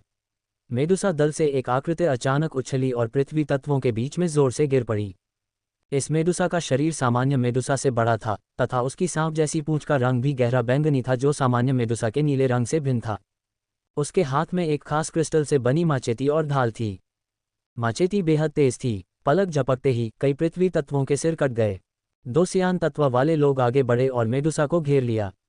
सियान तत्व वाले लोगों के शरीर पर कवच हल्का सा दिखाई दे रहा था। ये वास्तव में सबसे शक्तिशाली एकल रक्षा जादू था। लेस देन स्टील कवच ग्रेटर दैन का इस्तेमाल सिर्फ खुद पर ही किया जा सकता था, लेकिन इसे लेस देन पत्थर की खाल ग्रेटर दैन के साथ भी जोड़ा जा सकता था। इस तरह रक्षा दोगुनी हो गई। मेडुसा का क्रिस्टल माचेती सियान पृथ्वी तत्वों के शरीर पर सिर्फ हल्का निशान छोड़ सकता था, लेकिन उस ढाल ने पृथ्वी तत्वों के हमलों को भी रोक दिया। यह मेडुसा रानी मेडुसा होनी चाहिए। मेडुसा की आंखों में मूल रूप से लोगों को पत्थर में बदलने की एक शक्तिशाली क्षमता थी। दुर्भाग्य से ये पृथ्वी के तत्वों के विरुद्ध पूरी तरह से अप्रभावी थी। टॉरेन नेता चीखा और युद्ध में शामिल हो गया और एक सियान पृथ्वी तत्व को अकेले ही रोक लिया। इस युद्ध की शक्ति अत्यंत प्रबल थी। मजबूत जमीन पर दरारों का एक बड़ा क्षेत्र दिखाई दिया। यहां तक कि 100 मीटर ऊंची छत भी कांप उठी, जिससे स्टेलेग्माइट लगातार गिर रहे थे। शक्तिशाली लहर के नीचे आसपास के कठोर पृथ्वी तत्व भी चकनाचूर हो गए। राक्षसी मक्खियों का तो कहना ही क्या। ये कदम युद्ध को दुश्मन समूह के भीतर फैलने देने के बराबर था। ये बेहद विनाशकारी था। शेष पृथ्वी तत्व और राक्षसी मक्खियां युद्ध में केवल उन चारों को ही पार कर सकीं और मेडुसा की ओर बढ़ती रहीं, लेकिन उनकी गति पहले ही धीमी हो चुकी थी। मेडुसा द्वारा लगातार एक राउंड फायर करने के बाद टॉरेन ने तालमेल से दुश्मन को रोक लिया। फिर हाथापाई के हथियारों से लैस मेडुसा की पंक्तियों ने पृथ्वी तत्वों का सामना किया। हवा में विस्फोट जारी रहे, जिससे राक्षसी मक्खियों को भारी नुकसान हुआ। गलती से घायल होने से बचने के लिए चेनरुई एथेना और डोडो के साथ टॉरेन टोरे की रक्षा के लिए उसके पीछे पीछे गया। आखिरकार उसने देखा कि मेडुसा लीजन का कमांडर एक मानव जैसा था, जिसके हाथ में एक सींग था। युद्ध से चमकती रोशनी की वजह से वह उसकी असली पहचान देख सकता था। लूसा के पिछले बयान के अनुसार वह पूर्व खनन अधिकारी टिम ही होगा, जो 2 साल से लापता था। स्पष्ट रूप से मेडुसाओं का गठन और युद्ध की रणनीतियां टिम से ही आई थीं। ऐसा प्रतीत होता था कि डार्क मून सिटी के सैफुल परिवार के उत्तराधिकारी में भी सैन्य प्रतिभा थी, लेकिन यह अज्ञात था कि वह एक मेडुसा का पति क्यों बना और डार्क मून सिटी वापस आए बिना भूमिगत दुनिया में क्यों रहा। फिलहाल उनसे संपर्क करने और पूछने का कोई तरीका नहीं था। सब कुछ लड़ाई के अंत तक इंतजार करना होगा। आमने सामने की लड़ाई में टॉरेन मेडुसा से ज्यादा ताकतवर थे। हालांकि इस पैमाने की लड़ाई में मेडुसा की टीमवर्क ज्यादा उपयोगी साबित हुई, खासकर लक्षित रणनीति में। उन्होंने बड़ी संख्या में राक्षसी मक्खियों और पृथ्वी के तत्वों को मारकर पल भर में स्थिति बदल दी। सियान अर्थ एलिमेंटल्स, रानी मेडुसा और टॉरेन लीडर के आमने सामने के मुकाबले के लायक नहीं थे। हालांकि उनके पास अद्भुत रक्षा शक्ति थी, फिर भी उनके जादू का इस्तेमाल असीमित था, जिससे उनकी आक्रामकता में कमी और बढ़ गई। लगातार पीछे धकेले जाने के बाद सियान अर्थ एलिमेंटल्स की आंखों की हल्की पीली रोशनी टिमटिमा उठी। आखिरकार उन्होंने एक दहाड़ मारी और अर्थ एलिमेंटल्स पीछे हटने लगे। बड़ी संख्या में राक्षसी मक्खियां अपने पंख फड़फड़ाने लगीं और उनका पीछा करने लगीं। मेडुसा और टॉरेन दोनों ने विजय की जयकार की। टॉरेन नेता रानी मेडुसा के सामने चला गया और जोर से अपनी छाती पीटते हुए चिल्लाया। रानी मेडुसा ने अपना दाहिना हाथ अपनी छाती पर रखा और थोड़ा सा सिर हिलाया। पृथ्वी के तत्वों के मरने के बाद उनकी लाशें चट्टानों के ढेर में जम गईं। चेनरुई ने उस चट्टान पर लेस दैन आभा रूपांतरण ग्रेटर दैन का प्रयोग करने की कोशिश की। यह उम्मीद के मुताबिक काम कर गया और उसके मन में चल रही अटकलें और पुष्ट हो गईं। इधर मेडुसा और टॉरेन युद्ध क्षेत्र को साफ करने लगे। चेनरुई और एथेना पहले मुख्य गड्ढे में लड़ चुके थे, लेकिन अब इस बड़ी लड़ाई के बाद उनकी ऊर्जा की खपत बहुत ज्यादा हो गई थी, खासकर एथेना। वह सचमुच थक चुकी थी। अगर चेन रुई ने उसे ग्रैंड मास्टर स्तर की पुनर्जनन औषधि नहीं दी होती तो शायद वह इस लड़ाई में टिक भी ना पाती। जब एथेना ने मेडुसा टीम में इंसान को देखा तो वह चौंक गई। वह चिल्लाई, टिम। टिम का शरीर चौंक गया और उसने अविश्वास में अपना सिर घुमा लिया। अफरा तफरी के कारण उसका ध्यान मेडुसा को नियंत्रित करने पर था। उसने ऊंचे टॉरेन के बीच मिली दुर्लभ एक ही प्रजाति पर ध्यान नहीं दिया। काफी समय बाद पहली बार एक ही प्रजाति के दो जीवों को देखकर टिम का शरीर थोड़ा कांप उठा। उसे लगा कि कहीं वह मतिभ्रम तो नहीं कर रहा है। जब एथेना डार्क मून सिटी आई तब तक टिम जिलांग पर्वत नहीं गया था। सैफुल परिवार का उत्तराधिकारी होने के नाते वह स्वाभाविक रूप से साम्राज्य के पहले जनरल की बेटी को जानता था। हालांकि टिम ने 2 साल भूमिगत दुनिया में बिताए थे, इसलिए वह ये पुष्टि करने से डर रहा था कि यह वही थी। उसे हिचकिचाते हुए चिल्लाने में काफी समय लगा, मिस एथेना, सचमुच तुम ही हो, टिम। जब एथेना ने दूसरे व्यक्ति को अपना नाम पुकारते देखा तो उसके दिल में कोई शक नहीं रहा। टिम, जो 2 साल से लापता था, अभी भी जिंदा है। वह इस पूरे समय खदान के नीचे की दुनिया में है। टिम बहुत उत्साहित लग रहा था और आगे बढ़कर सलाम करते हुए बोला, यह असल में मिस एथेना हैं। आप यहाँ क्यों हैं? आप पूर्व खनन अधिकारी टिम हैं। चेन रुई ने कहा। लेस देन विश्लेषणात्मक आंखें ग्रेटर देन ने दिखाया कि टिम की शक्तियाँ डी स्तर की थीं, यानी उच्चतर दानव। टिम की नज़र चेन रुई पर पड़ी, जो एथेना का हाथ पकड़े हुए था। उसने उन पर उच्च दानव का तीव्र प्रभाव महसूस किया। उसने चेन रुई को प्रणाम किया। ये कौन है सर? हालांकि एथेना को टिम के सामने चेन रुई का हाथ थामने में शर्मिंदगी महसूस हुई, फिर भी उसने खुद को अलग नहीं किया। उसके दिल में एक हल्की सी संतुष्टि का एहसास हुआ। मेरा नाम चेन रुई है और मैं वर्तमान खनन अधिकारी हूँ। आपकी तरह मुझे भी वित्त अधिकारी जोसेफ ने खदान में आने की सिफारिश की थी। चेन रुई ने प्रणाम किया। हमें किसी ने फंसाया था, इसीलिए हम इस भूमिगत दुनिया में आए हैं। सेटअप। ये सुनकर टिम ने उनकी बात मान ली और अपनी मुट्ठियां भींच लीं। क्या ये यूसुफ के लोग थे? चेन रुई ने कॉर्नर की स्थिति के बारे में कुछ नहीं बताया और बस सिर हिला दिया। जैसा कि उसने अनुमान लगाया था, टिम का गायब होना जोसेफ से जुड़ा होगा। उसने टिम को दांत पीसते हुए देखा। जैसे ही वह अपना मुंह खोलने वाला था, अचानक उनके बगल से फुफकारने की आवाज़ आई। रानी मेडुसा सरकती हुई वहां पहुंची। उनकी नज़र चेन रुई और एथेना पर पड़ी। चेन रुई के कंधे पर बैठे डोडो को एक भयावह ऊर्जा का एहसास हुआ। वह इतना डर गया कि उसका शरीर 1 इंच सिकुड़ गया। रानी मेडुसा का चेहरा आम मेडुसाओं से ज्यादा खूबसूरत था, लेकिन उसके शल्क ज्यादा मोटे थे। जैसा उसने सोचा था, लेस देन विश्लेषणात्मक आंखें ग्रेटर देन बता रही थीं कि रानी की ताकत निर्धारित करने में असमर्थ थी। जैसे ही टिम ने उसे देखा, उसने तुरंत अपना सिर रानी मेडुसा की ओर झुकाया और वही फुफकारने वाली आवाज़ निकाली। चेन रुई समझ गया कि रानी मेडुसा टिम से उन 2 अजनबियों की पहचान के बारे में पूछ रही थीं। उसने जवाब दिया कि वे ज़मीन के ऊपर के दोस्त थे। रानी मेडुसा ने उसे आदेश दिया कि वह दुश्मन के छिपे हुए हमलों से बचने के लिए टीम को जल्दी से घोंसले में वापस ले जाए। टिम के पास लेस देन विश्लेषणात्मक आंखें ग्रेटर देन नहीं थीं, लेकिन उसने मेडुसा की भाषा ऐसे सीखी जैसे वह कोई विदेशी भाषा हो। उसकी क्षमता अविश्वसनीय मानी जाती थी। रानी मेडुसा ने चेन रुई और एथेना को ध्यान से देखा। सुनहरी और काली सांप जैसी पुतलियों से एक ठंडी रोशनी निकल रही थी, जो उतनी दोस्ताना नहीं लग रही थी जितनी उन्होंने कल्पना की थी। राक्षसी मक्खी के कब्जे को दूर करने में सक्षम होना, विभिन्न प्रजातियों के साथ संवाद करना, क्या ऐसा कुछ था जो चेन रुई नहीं कर सकता था? महाराज, चेन रुई को टिम से पता चला और उसने अपना सिर नीचे कर लिया। मेरा नाम चेन रुई है। मैं एथेना हूँ। हम जमीन से ऊपर से आए हैं और टिम के दोस्त हैं। आश्चर्यजनक अजनबी, तुम वास्तव में मेडुसा की भाषा में निपुण हो। रानी मेडुसा की आंखों में कुछ सतर्कता थी। तुम यहाँ क्यों हो? टिम की तरह मुझे भी दुश्मन ने फंसाया था, इसीलिए मैं यहाँ आया हूँ। टिम हैरानी से रानी मेडुसा को सवाल पूछते देख रहा था, जबकि चेन रुई बिना कुछ कहे आसानी से उनसे बात कर रहा था। वह बस कुछ हरकतें कर रहा था। उसे लगता था कि राक्षसी जानवरों की भाषाएं सीखने की उसकी प्रतिभा बहुत दुर्लभ है।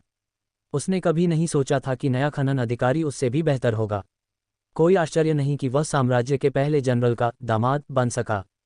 इस समय टॉरेन टोरे चेन रुई के पास आया और अपनी छाती को जोर से पीटा, कुछ बार चिल्लाया, चेन रुई, दोस्त, बात करो। सतर्क रानी मेडुसा की तुलना में टॉरेन ज्यादा खुले और उदार लग रहे थे, खासकर अपने उस साथी के प्रति जो उनके साथ कंधे से कंधा मिलाकर लड़ रहा था।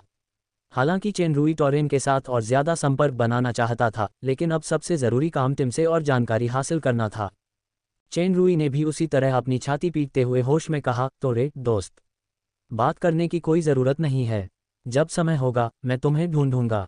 टोरे ने सिर हिलाया, रानी मेडुसा को थोड़ा सा झुककर प्रणाम किया और मुंह मोड़ लिया। महाराज, मैंने अभी अभी लूसा की मदद की है।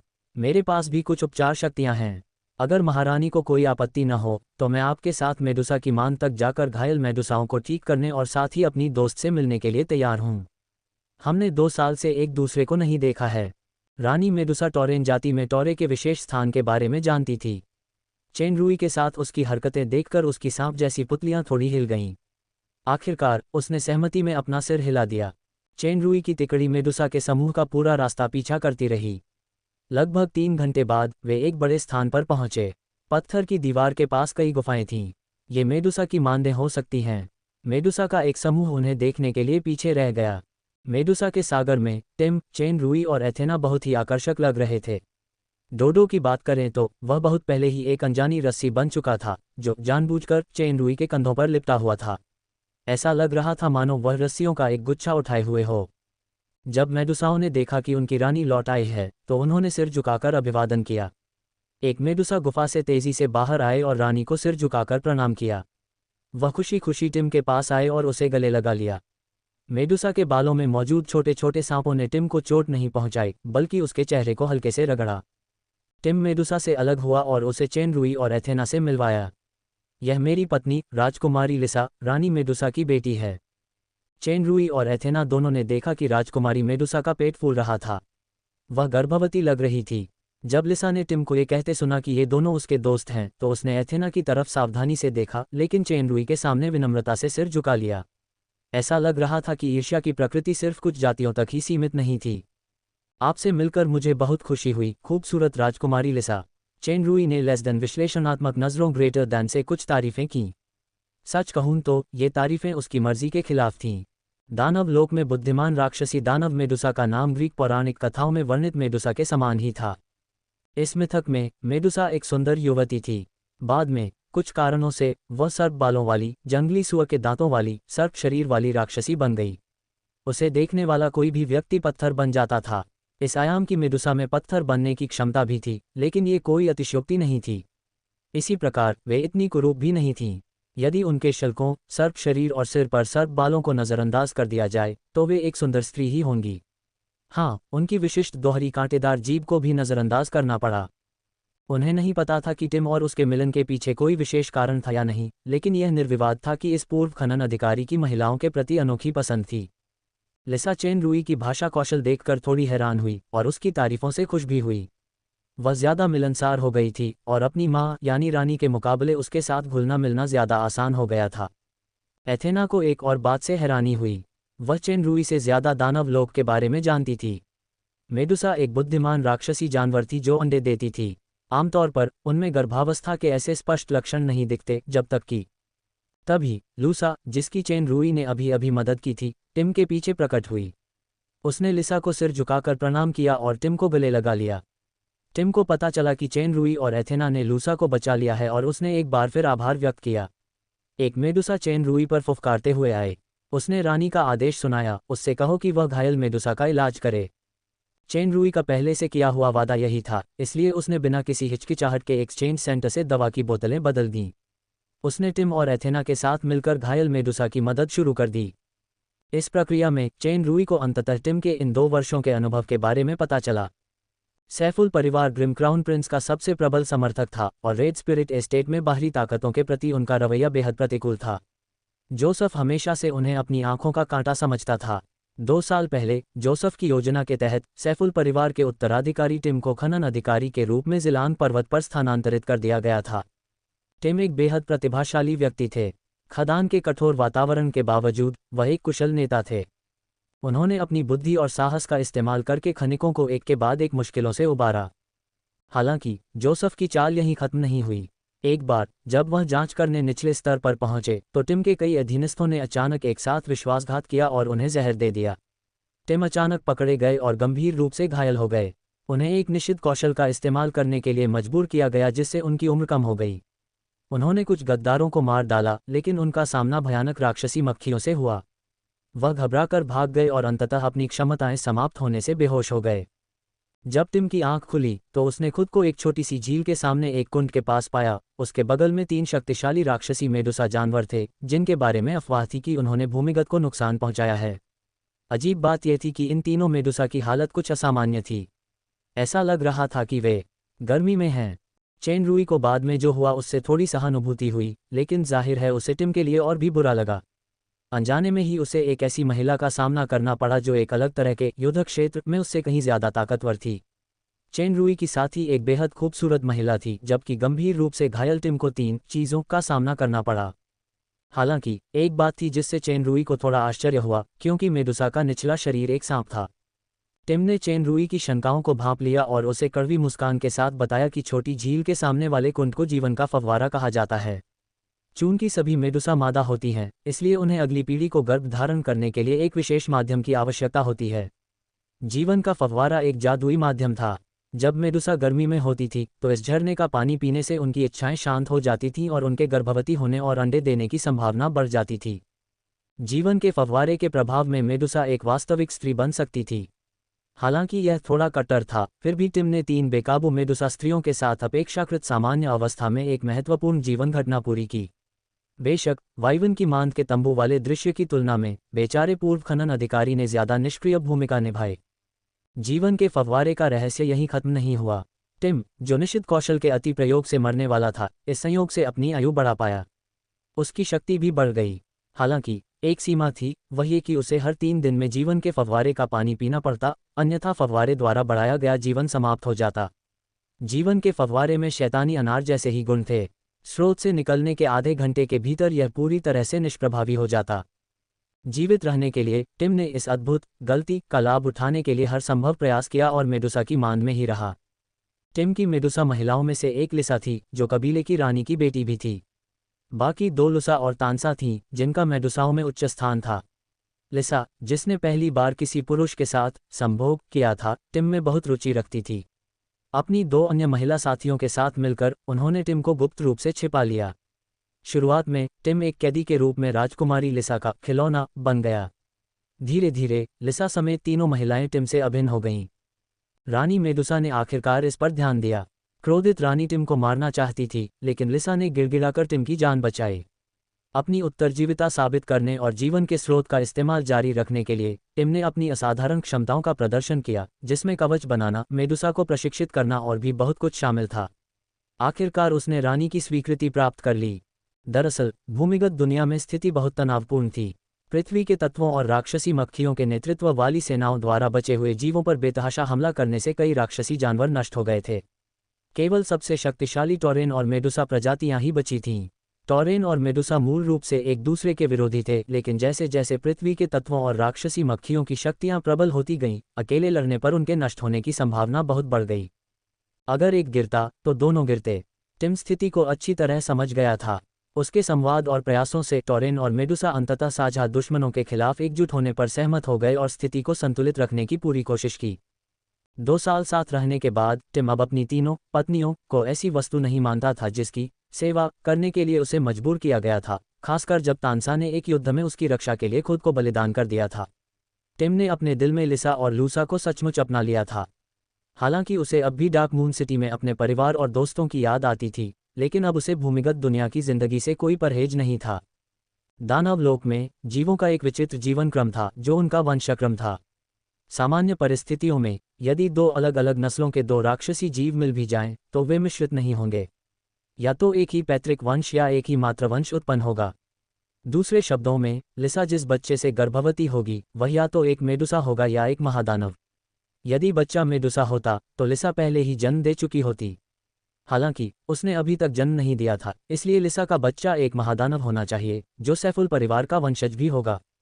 दानव क्षेत्र में विरासत को बहुत महत्व दिया जाता था, और ये तो बताना ही पड़ेगा कि टिम पहली बार पिता बन रहा था।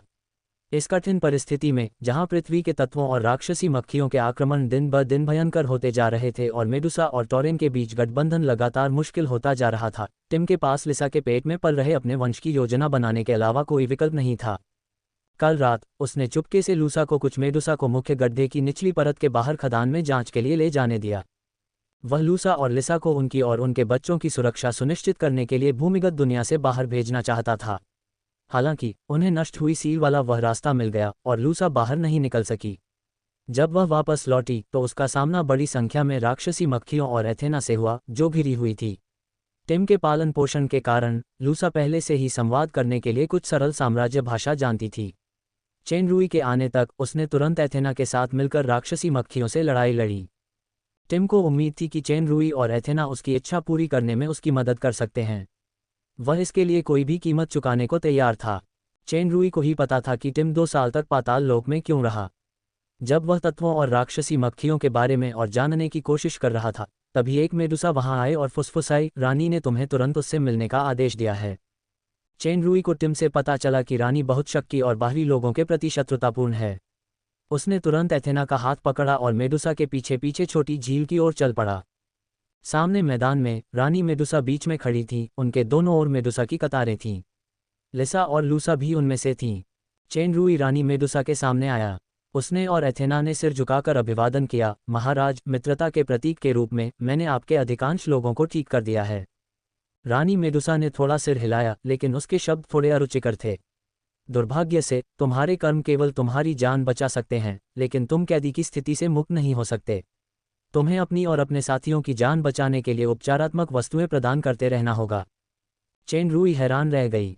वो इतनी जल्दी मेरे खिलाफ हो गई कि जो उसे चाहिए था वो पाकर मुझे भूल गई। टिम, जो साथ चल रहा था, रानी मेडुसा की बात का मतलब कुछ हद तक समझ गया। उसने जल्दी से समझाया कि चेन रुई और एथेना का कोई बुरा इरादा नहीं था। वे तो पृथ्वी के तत्वों और राक्षसी मक्खियों से लड़ने वाले सहयोगी थे। उन्होंने एक बार लूसा की जान भी बचाई थी। लिसा और लूसा ने भी दया की भीख मांगी। टिम, रानी मेडुसा की आवाज़ थोड़ी गुस्से से भरी थी। ऐसा मत सोचो कि मुझे नहीं पता कि तुमने आज लूसा से क्या करने को कहा था। तुमने तो हमारे कई लोगों की बलि भी दे दी। टिम ने अपना सिर नीचे कर लिया। लिसा बोली, प्यारी माँ, टिम को दोष मत दो। मैंने ही उसे ऐसा करने को कहा था। सब कुछ आने वाले बच्चे के लिए है। कितनी ढीठ! रानी मेडुसा ने गुस्से से कहा, क्या तुम्हें लगता है कि अगर तुम जमीन के ऊपर चली गई तो तुम और तुम्हारा बच्चा चैन से रह पाएंगे? जमीन के ऊपर के जीव ज्यादा धोखेबाज और खतरनाक होते हैं। वे हमें दुश्मन समझते हैं। अगर तुम और लूसा बाहर निकल भी गईं तो भी तुम दोनों जिंदा नहीं बच पाओगी। अगर तुम इसका इस्तेमाल टिम से जुड़े बाहरी लोगों को आकर्षित करने के लिए करोगी तो पूरी मेडुसा जनजाति ही खत्म हो जाएगी। लिसा ने फिर विनती की, लेकिन रानी मेडुसा की सुनहरी सांप जैसी पुतलियां जानलेवा लग रही थीं।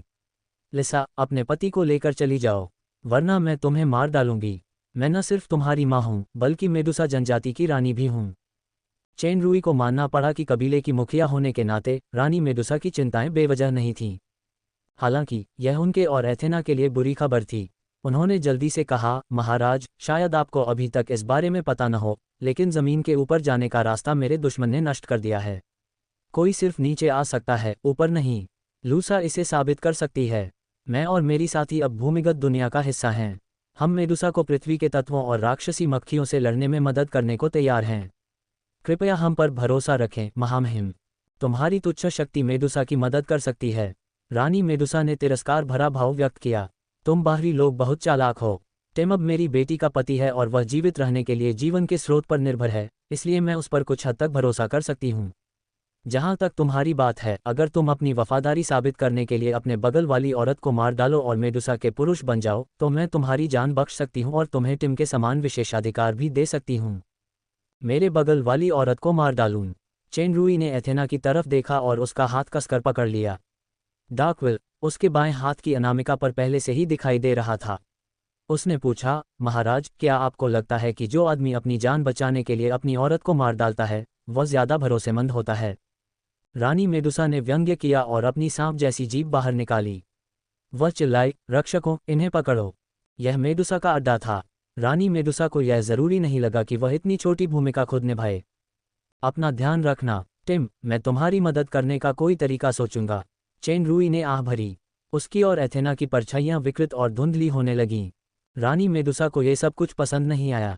वह तुरंत चेन रुई के सामने प्रकट हुई। उनकी सुनहरी सांप जैसी पुतलियां एक अजीब सी रोशनी बिखेर रही थीं। उन्होंने चेन रुई की आंखों में देखा, लेकिन तब तक बहुत देर हो चुकी थी। चेन रुई, एथेना और उसके कंधे पर बंधी रस्सी एक साथ उनकी नज़रों से ओझल हो गए। रानी मेडुसा को उम्मीद नहीं थी कि यह कमज़ोर किरदार उसकी आंखों के सामने से ऐसे फिसल जाएगा। वह गुस्से से फुफकार उठी और उसकी नज़र टिम पर पड़ी। ऐसा लग रहा था जैसे वह उस मासूम को नुकसान पहुंचाने की योजना बना रही हो। लिसा ने जल्दी से टिम को ढंक लिया और दया की भीख मांगी। रानी मेडुसा की नज़र धीरे धीरे नरम पड़ गई। उसने फुफकार की असंतोष के साथ और दूर कर दिया। भूमिगत दुनिया में कहीं अंतरिक्ष में एक अजीब सा मोड़ आया। हवा से दो आकृतियां जमीन पर प्रकट हुईं। वे एथेना और चेन रुई थीं। एथेना की दृष्टि कुछ देर के लिए धुंधली हो गई, उसे ऐसा लगा जैसे उसका शरीर चीर दिया गया हो। वह तुरंत होश में आ गई। मेडुसा गायब हो गए थे। वह एक बिल्कुल अजीब माहौल में थी। जैसे ही वह बोलने ही वाली थी, उसे लगा कि चेन रुई, जो उसके बगल में था, अजीब सा लग रहा था। उसका शरीर अजीब तरह से अकड़ गया था। उसकी त्वचा, बाल और यहाँ तक कि उसके कपड़े भी हल्के भूरे हो गए थे। उसके पूरे शरीर से मौत का एक नीरस सा एहसास निकल रहा था। पत्थरीकरण। एथेना चौंक गई। जब उसने मेडुसा की सबसे शक्तिशाली कला के बारे में सोचा, जिसके लिए वह प्रसिद्ध थी, तो उसे लगा जैसे उसे बर्फ में डुबो दिया गया हो। अब जमीन पर लौटना नामुमकिन था। जब तक रानी मेडुसा को मार नहीं दिया जाता, चेन रुई को बचाना नामुमकिन था। ये सब इसलिए हुआ क्योंकि वह उस मुख्य गड्ढे में घुस गई थी जिसमें उसे नहीं जाना चाहिए था। अचानक एथेना के मन में एक विचार आया। अगर इस आदमी की जान चली गई तो वह जीना ही नहीं चाहेगी। सौभाग्य से यह अकड़न कुछ ही देर तक रही। धीरे धीरे उसका फीका भूरापन दूर हो गया और वह अपनी प्रारंभिक स्फूर्ति वापस पा गया। चेन रुई की सांस रुक गई। वह अभी भी समा हुआ महसूस कर रहा था। मेडुसा की पत्थर बना देने की क्षमता वाकई भयानक थी, खासकर तब जब रानी मेडुसा, जिनकी शक्तियां निर्धारित करने में असमर्थ थीं, ने खुद ही इसे आजमाया था। उस क्षण न केवल उनकी चेतना बल्कि उनके पूरे शरीर का रक्त संचार भी जम गया था। सौभाग्य से सुपर सिस्टम इस प्रकार की शक्ति को भंग करने में सक्षम था। अन्यथा भले ही टेलीपोर्टेशन सफल हो जाता, वह निश्चित रूप से अपनी जान गंवाकर पत्थर की मूर्ति बन जाता। एथेना ने राहत की सांस ली। चेन रुई ने उसकी हथेली पर ठंडा पसीना देखा और उसे आश्वस्त करने वाली मुस्कान दी। वे दोनों पत्थर की दीवार के पास एक पत्थर की बीम पर खड़े थे। वे ऊंची जमीन पर थे और रोशनी अपेक्षाकृत कम थी, इसलिए वे आसपास के ज्यादा रोशनी वाले इलाकों को बेहतर ढंग से देख पा रहे थे। ये जगह अभी सुरक्षित होनी चाहिए। चेन रुई ने स्टोरेज से एक मोटा तकिया निकाला और एथेना को अपने साथ बिठा लिया। पहले थोड़ा आराम करते हैं। कल रात तुम पूरी रात लड़ती रही और अभी अभी तुम्हें इसी तरह की लड़ाई से गुजरना पड़ा। तुम बहुत थक गई होगी। अभी जब उसने कई बाहरी लोगों की मौजूदगी में एथेना का हाथ थामा था तो उसे इतनी घबराहट नहीं हुई थी। अब जब वे अकेले थे तो उसे और भी ज्यादा घबराहट हुई, लेकिन उसने अपना हाथ पीछे नहीं खींचा। एथेना, चेन रुई, एन दोनों ने एक ही समय में पूछा और उत्तर दिया। आप पहले बोलें, आप पहले बोलें। वे पुनः एक ही समय पर बोले। पहले तुम बोलो, एथेना। एथेना ने उत्तर दिया, लेकिन 3 शब्द कहने से पहले वह काफी देर तक चुप रही। मुझे खेद है। ठीक है, कोई बात नहीं। बहुत समय बाद। क्षमा मांगना। ठीक है, कुछ समय बाद। क्षमा मांगना। उद्धरण चिन्ह उद्धरण चिन्ह। क्षमा मांगना। मैंने पहले ही कहा था कि सब ठीक है। इसकी चिंता मत करो। एथेना ने अपना सिर हिलाया और धीरे से बोली, मैंने आपकी बात नहीं सुनी और मुख्य गड्ढे में प्रवेश कर गई। ये तुम्हारी गलती नहीं है। ये कौन की साजिश का हिस्सा था। उसी ने खनिकों को वहां गुप्त रूप से खनन करने के लिए उकसाया था ताकि तुम उन्हें बचाने के लिए फुसला सको। फिर उसने प्रवेश द्वार पर लगे जादू को नष्ट कर दिया। हम अंदर तो जा सकते हैं, लेकिन बाहर नहीं निकल सकते। एथेना सिहर उठी। उसका सिर और भी झुक गया। तुम्हें तो पता ही है कि तुम अंदर तो आ सकती हो, पर बाहर नहीं जा सकती, फिर भी तुम अंदर क्यों आए। चेन रुई जानता था कि वह उदास है। वह सहजता से मुस्कुराया। जैसा मैंने कहा, मूर्खता संक्रामक होती है। मैं भी तुमसे संक्रमित हो गया हूँ। दुर्भाग्य से ये सुकून का एहसास एथेना के दिल के बोझ को कम नहीं कर सका, बल्कि उसे और बढ़ा दिया। उसके कंधे हल्के से कांपने लगे और आंसू बहने लगे। मैं बहुत मूर्ख हूँ। मैं एक चाल में फंस गया। तुम मेरे कारण यहाँ तक पहुँचे। यह मेरी गलती है कि तुमने अभी अपनी जान गंवा दी। मैंने आपकी बात नहीं मानी। माफ करना, यह मेरी गलती है। क्षमा मांगना, क्षमा मांगना। एथेना के शब्द अचानक रुक गए, मानो किसी चीज ने उन्हें रोक दिया हो। एक कराहना सुनाई दिया, जो किसी छोटे जानवर की सी लग रही थी, लेकिन धीरे धीरे वह आवाज भी बंद हो गई। लगभग उसी समय बाधा, जो रस्सी का कुंडल था, दूर से फेंका गया और कहीं जा गिरा। आउच! रस्सी दर्द से कराह उठी। वह धीरे धीरे प्याज में बदल गया। उसकी बड़ी बड़ी आंखें पत्थर की बीम पर एक दूसरे पर चढ़ी 2 आकृतियों को उत्सुकता से घूर रही थीं। उसके चेहरे पर एक व्यस्त व्यक्ति जैसा भाव उभर आया। हालांकि कीचड़ साफ साफ देखने के लिए पास जाना चाहता था, लेकिन एक क्रूर मालिक की धमकी याद आते ही वह सिहर उठा। आखिरकार उसकी हिम्मत नहीं हुई कि वह उनके पास जाए। चक्कर आना एथेना के लिए अब यह सबसे तीव्र अनुभूति थी। उसे इतना चक्कर आ रहा था मानो उसका पूरा शरीर भारहीन होकर उस खूबसूरत जगह में तैर रहा हो। उसकी बाकी दृष्टि और श्रवण शक्ति भी गायब हो गई। अभी अभी जब यह आदमी करीब आया तो उसकी धड़कनें अभूतपूर्व रूप से तेज हो गईं। कोहनी मारने और गला घोंटने जैसे कई घातक हथकंडे उसके पास थे। हालांकि ऐसा लग रहा था जैसे उसे अचानक भूलने की बीमारी हो गई हो और वह इनमें से कुछ भी इस्तेमाल नहीं कर पा रही थी। वह तो चकमा देना भी भूल गई थी। वह बस देखती रह गई कि यह आदमी मर्दानगी के जोरदार एहसास के साथ उसके चेहरे के करीब आया, फिर बिना किसी रोक टोक के अपने होंठ उसके होंठों पर रख दिए। अपने जीवन में पहली बार एथेना का किसी पुरुष के साथ इतना अंतरंग संपर्क हुआ था। कितना द्वेषपूर्ण व्यवहार है उसके साथ ऐसा व्यवहार करना जबकि वह मानसिक रूप से तैयार नहीं थी। हालांकि अगर वह मानसिक रूप से तैयार भी होती तो भी यह और तेजी से होता। ये अजीबोगरीब विचार उस अद्भुत चक्कर में डूब गए। आखिरकार चक्कर आना बंद हो गया और उसकी जगह चेहरे पर लाली छा गई। एथेना की छाती थोड़ी फूल गई और उसकी सांसें थोड़ी अस्त व्यस्त हो गईं। साथ ही उसकी तेज धड़कनें भी तेज हो गईं। उसके होठों पर अभी भी जो गर्माहट और नमी थी उससे उसे उस अद्भुत एहसास की याद आ गई जो अभी हुआ था। जब उसकी नज़र साफ हुई तो उसने उस आदमी की चमकीली आंखें देखीं। उसकी आंखों में शरारत की एक झलक थी। यदि तुम 3 शब्द मुझे माफ़ करना कहने की हिम्मत करोगे तो मैं तुम्हें एक बार और चूमूंगा। ये साला आदमी, क्या एथेना वेल्स का पहला चुंबन छीनने का यही उसका घटिया बहाना था? उस आदमी की निगाहें चमक उठीं। उसका चेहरा फिर से उसके करीब आ गया और वह उसकी गर्म सांसों को महसूस कर सकती थी। वह फिर से घबरा गई। आश्चर्य की बात नहीं कि वह एक बार फिर हमला करना भूल गई। इसमें कोई आश्चर्य की बात नहीं है कि जिन होठों ने अभी अभी अपना पहला चुंबन खोया था उन्हें फिर से कैद कर लिया गया। इसके तुरंत बाद उसे बहुत तेज चक्कर आने लगा जिससे उसकी सांस फूलने लगी। दोनों होठों को अलग होने में काफी समय लगा। धुंधली लाल आंखों में कुछ स्पष्टता लौट आए। अचानक उसके अंदर झुंझलाहट की एक हल्की सी लहर दौड़ गई। उसने फिर सॉरी नहीं कहा, लेकिन उसने बिना किसी बहाने के भी उसे चूम लिया। वह आदमी जानता था कि वह क्या सोच रही है। आंखों में स्पष्ट मनोरंजन के साथ उसने कहा, हालांकि तुमने मुझे माफ कर दो नहीं कहा, फिर भी मुझे अचानक लगा कि अगर मैं तुम्हें चूमना जारी नहीं रखूंगा तो मुझे सचमुच बहुत अफसोस होगा। गधे, बदमाश। एथेना की आंखें गोल हो गईं। शिलोंग पर्वत, भूमिगत दुनिया, एक बेतरतीब पत्थर की बीम पर दोनों आकृतियां एक दूसरे से सटी हुई थीं, मानो एक ही इकाई हों। बीच बीच में फुसफुसाहटें सुनाई दे रही थीं। वे दो दिलों के मिलन की मिठास में डूबे हुए थे और समय का एहसास ही नहीं था। एथेना चेन रूई के कंधे पर झुक गई। उसे याद नहीं कि किस करने के बाद वह कैसे उसके करीब आ गई थी। उसे बस इतना महसूस हुआ कि उसके कंधे बहुत आरामदायक और आश्वस्त करने वाले थे। कमर पर हाथ रखने की बात तो उसने जानबूझकर नज़रअंदाज कर दी। वैसे भी इस आदमी ने पहले ही उसे चूमा था और यह एक से अधिक बार था। प्रिय एथेना वेल्स, अगर जो आदमी तुम्हें अभी पकड़े हुए है वह अभी भी उतना ही कमज़ोर इंसान है तो क्या वह अभी भी वह घटिया व्यवहार कर सकता था? तुम मुझे क्या समझते हो? एथेना ने असंतुष्ट होकर अपना सिर उठाया, लेकिन उसने उसे और कसकर गले लगा लिया। अपनी अधूरी ताकत के कारण वह उसकी बाहों से बच नहीं सकती थी। उसके पास आराम से आराम करने के अलावा कोई चारा नहीं था। चेन रूई को एथेना के साथ बिताए पल याद आ गए। उसके दिल में एक गर्मजोशी का एहसास उमड़ पड़ा। जोश तो बस एक क्षणिक स्पर्श या आवेग था, कोमलता गर्मजोशी का विस्तार और निरंतरता थी। इस बार वह शुरू में इसलिए वापस आया था क्योंकि वह एथेना से बात करना चाहता था और औपचारिक रूप से उसके इरादे जानना चाहता था। हालांकि अब ऐसा लग रहा था कि इसकी ज़रूरत नहीं रही। भावनात्मक बदलाव बेहद मनमौजी थे, बहुत सारी अनिश्चितताएं थीं। कभी कभी तो एक बेहतरीन योजना भी एक छोटे से बदलाव के साथ तालमेल नहीं बिठा पाती। एथेना ने पहले ही उसे अपने कामों से अपनी भावनाएं दिखा दी थीं। अब समय आ गया था कि वह उस समझौते को पूरा करे।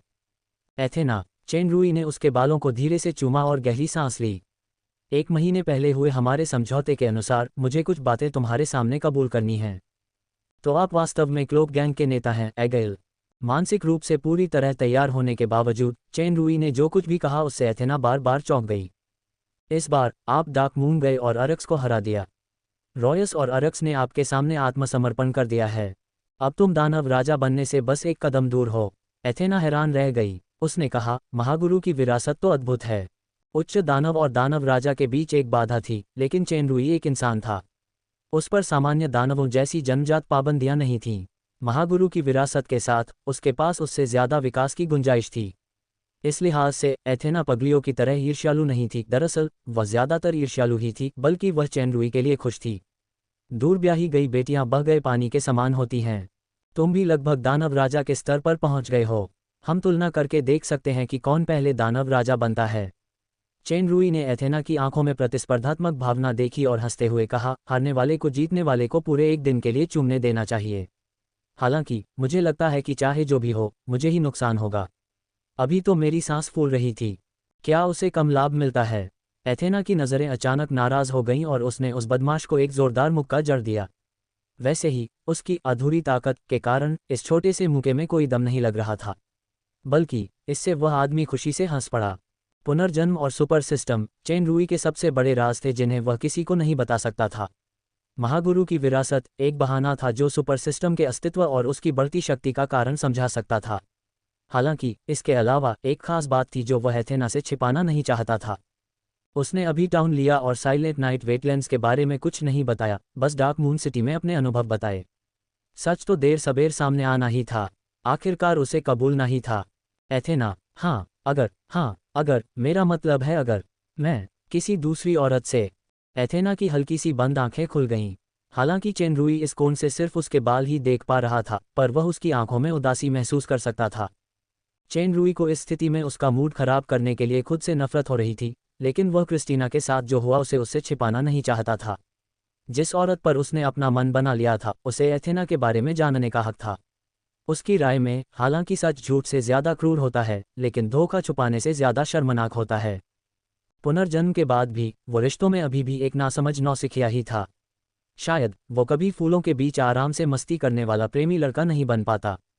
जैसे ही चेन रूई ने अपनी सांस रोक ली और एथेना के गुस्से का इंतजार करने लगा, उसने अचानक धीरे से आह भरी। तुम ईमानदार मूर्ख हो। एथेना ने फिर से अपनी आंखें बंद कर लीं और उसके कंधे पर टिक गई। दरअसल मुझे पहले से ही पता था। चेन रूई हैरान रह गई। उसे पता था, वह क्रिस्टीना को जानती थी। उसे वाइवन की मांद के बारे में पता था। क्या शैतानी फल ने कोई खास पूर्वाभास क्षमता जगा दी थी? नामुमकिन है ना। अभी मेडुसा की मांद में जो टेलीपोर्टेशन हुआ वह इसी अंगूठी की वजह से हुआ था। एथेना की नज़र चेन रूई के बाएं हाथ पर पड़ी जिसने उसे थाम रखा था, डार्कविल।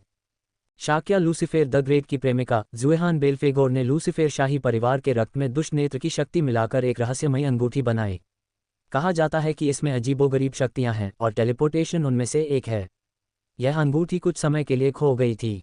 बेल्फेगोर परिवार के अलावा जो दुष्ट नेत्र की शक्ति को भांप सकता है, बहुत कम लोग इसे पहचान पाते हैं।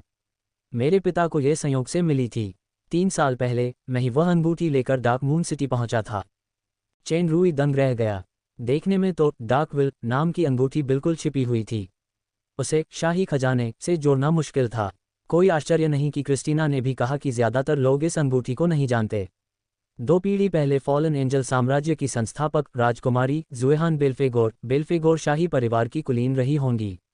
कोई आश्चर्य नहीं कि रोमन, जो स्लॉथ शाही परिवार का भी सदस्य था, ने इस पर ध्यान दिया। एथेना 3 साल पहले डार्क मून तक यह अंगूठी लेकर गई थी। इसमें कोई आश्चर्य की बात नहीं कि वह इसे पहचान सकती है, लेकिन इसका क्रिस्टीना के बारे में उसकी जानकारी से क्या लेना देना है? जैसे ही चेन रूई फिर से बोलने वाला था, उसे अचानक होश आ गया। एथेना को भी यह एहसास हुआ। वह झट से उसके आलिंगन से उठ खड़ी हुई। डोडो की बात करें तो उसने बहुत पहले ही अपने शरीर को एक छोटे से तालाब में स्थापित कर लिया था। वह पानी के किसी गड्ढे से ज्यादा अलग नहीं लग रहा था। आवाज धीरे धीरे पास आ रही थी। मंद रोशनी में एक पृथ्वी तत्व दूर से दौड़ता हुआ आ रहा था।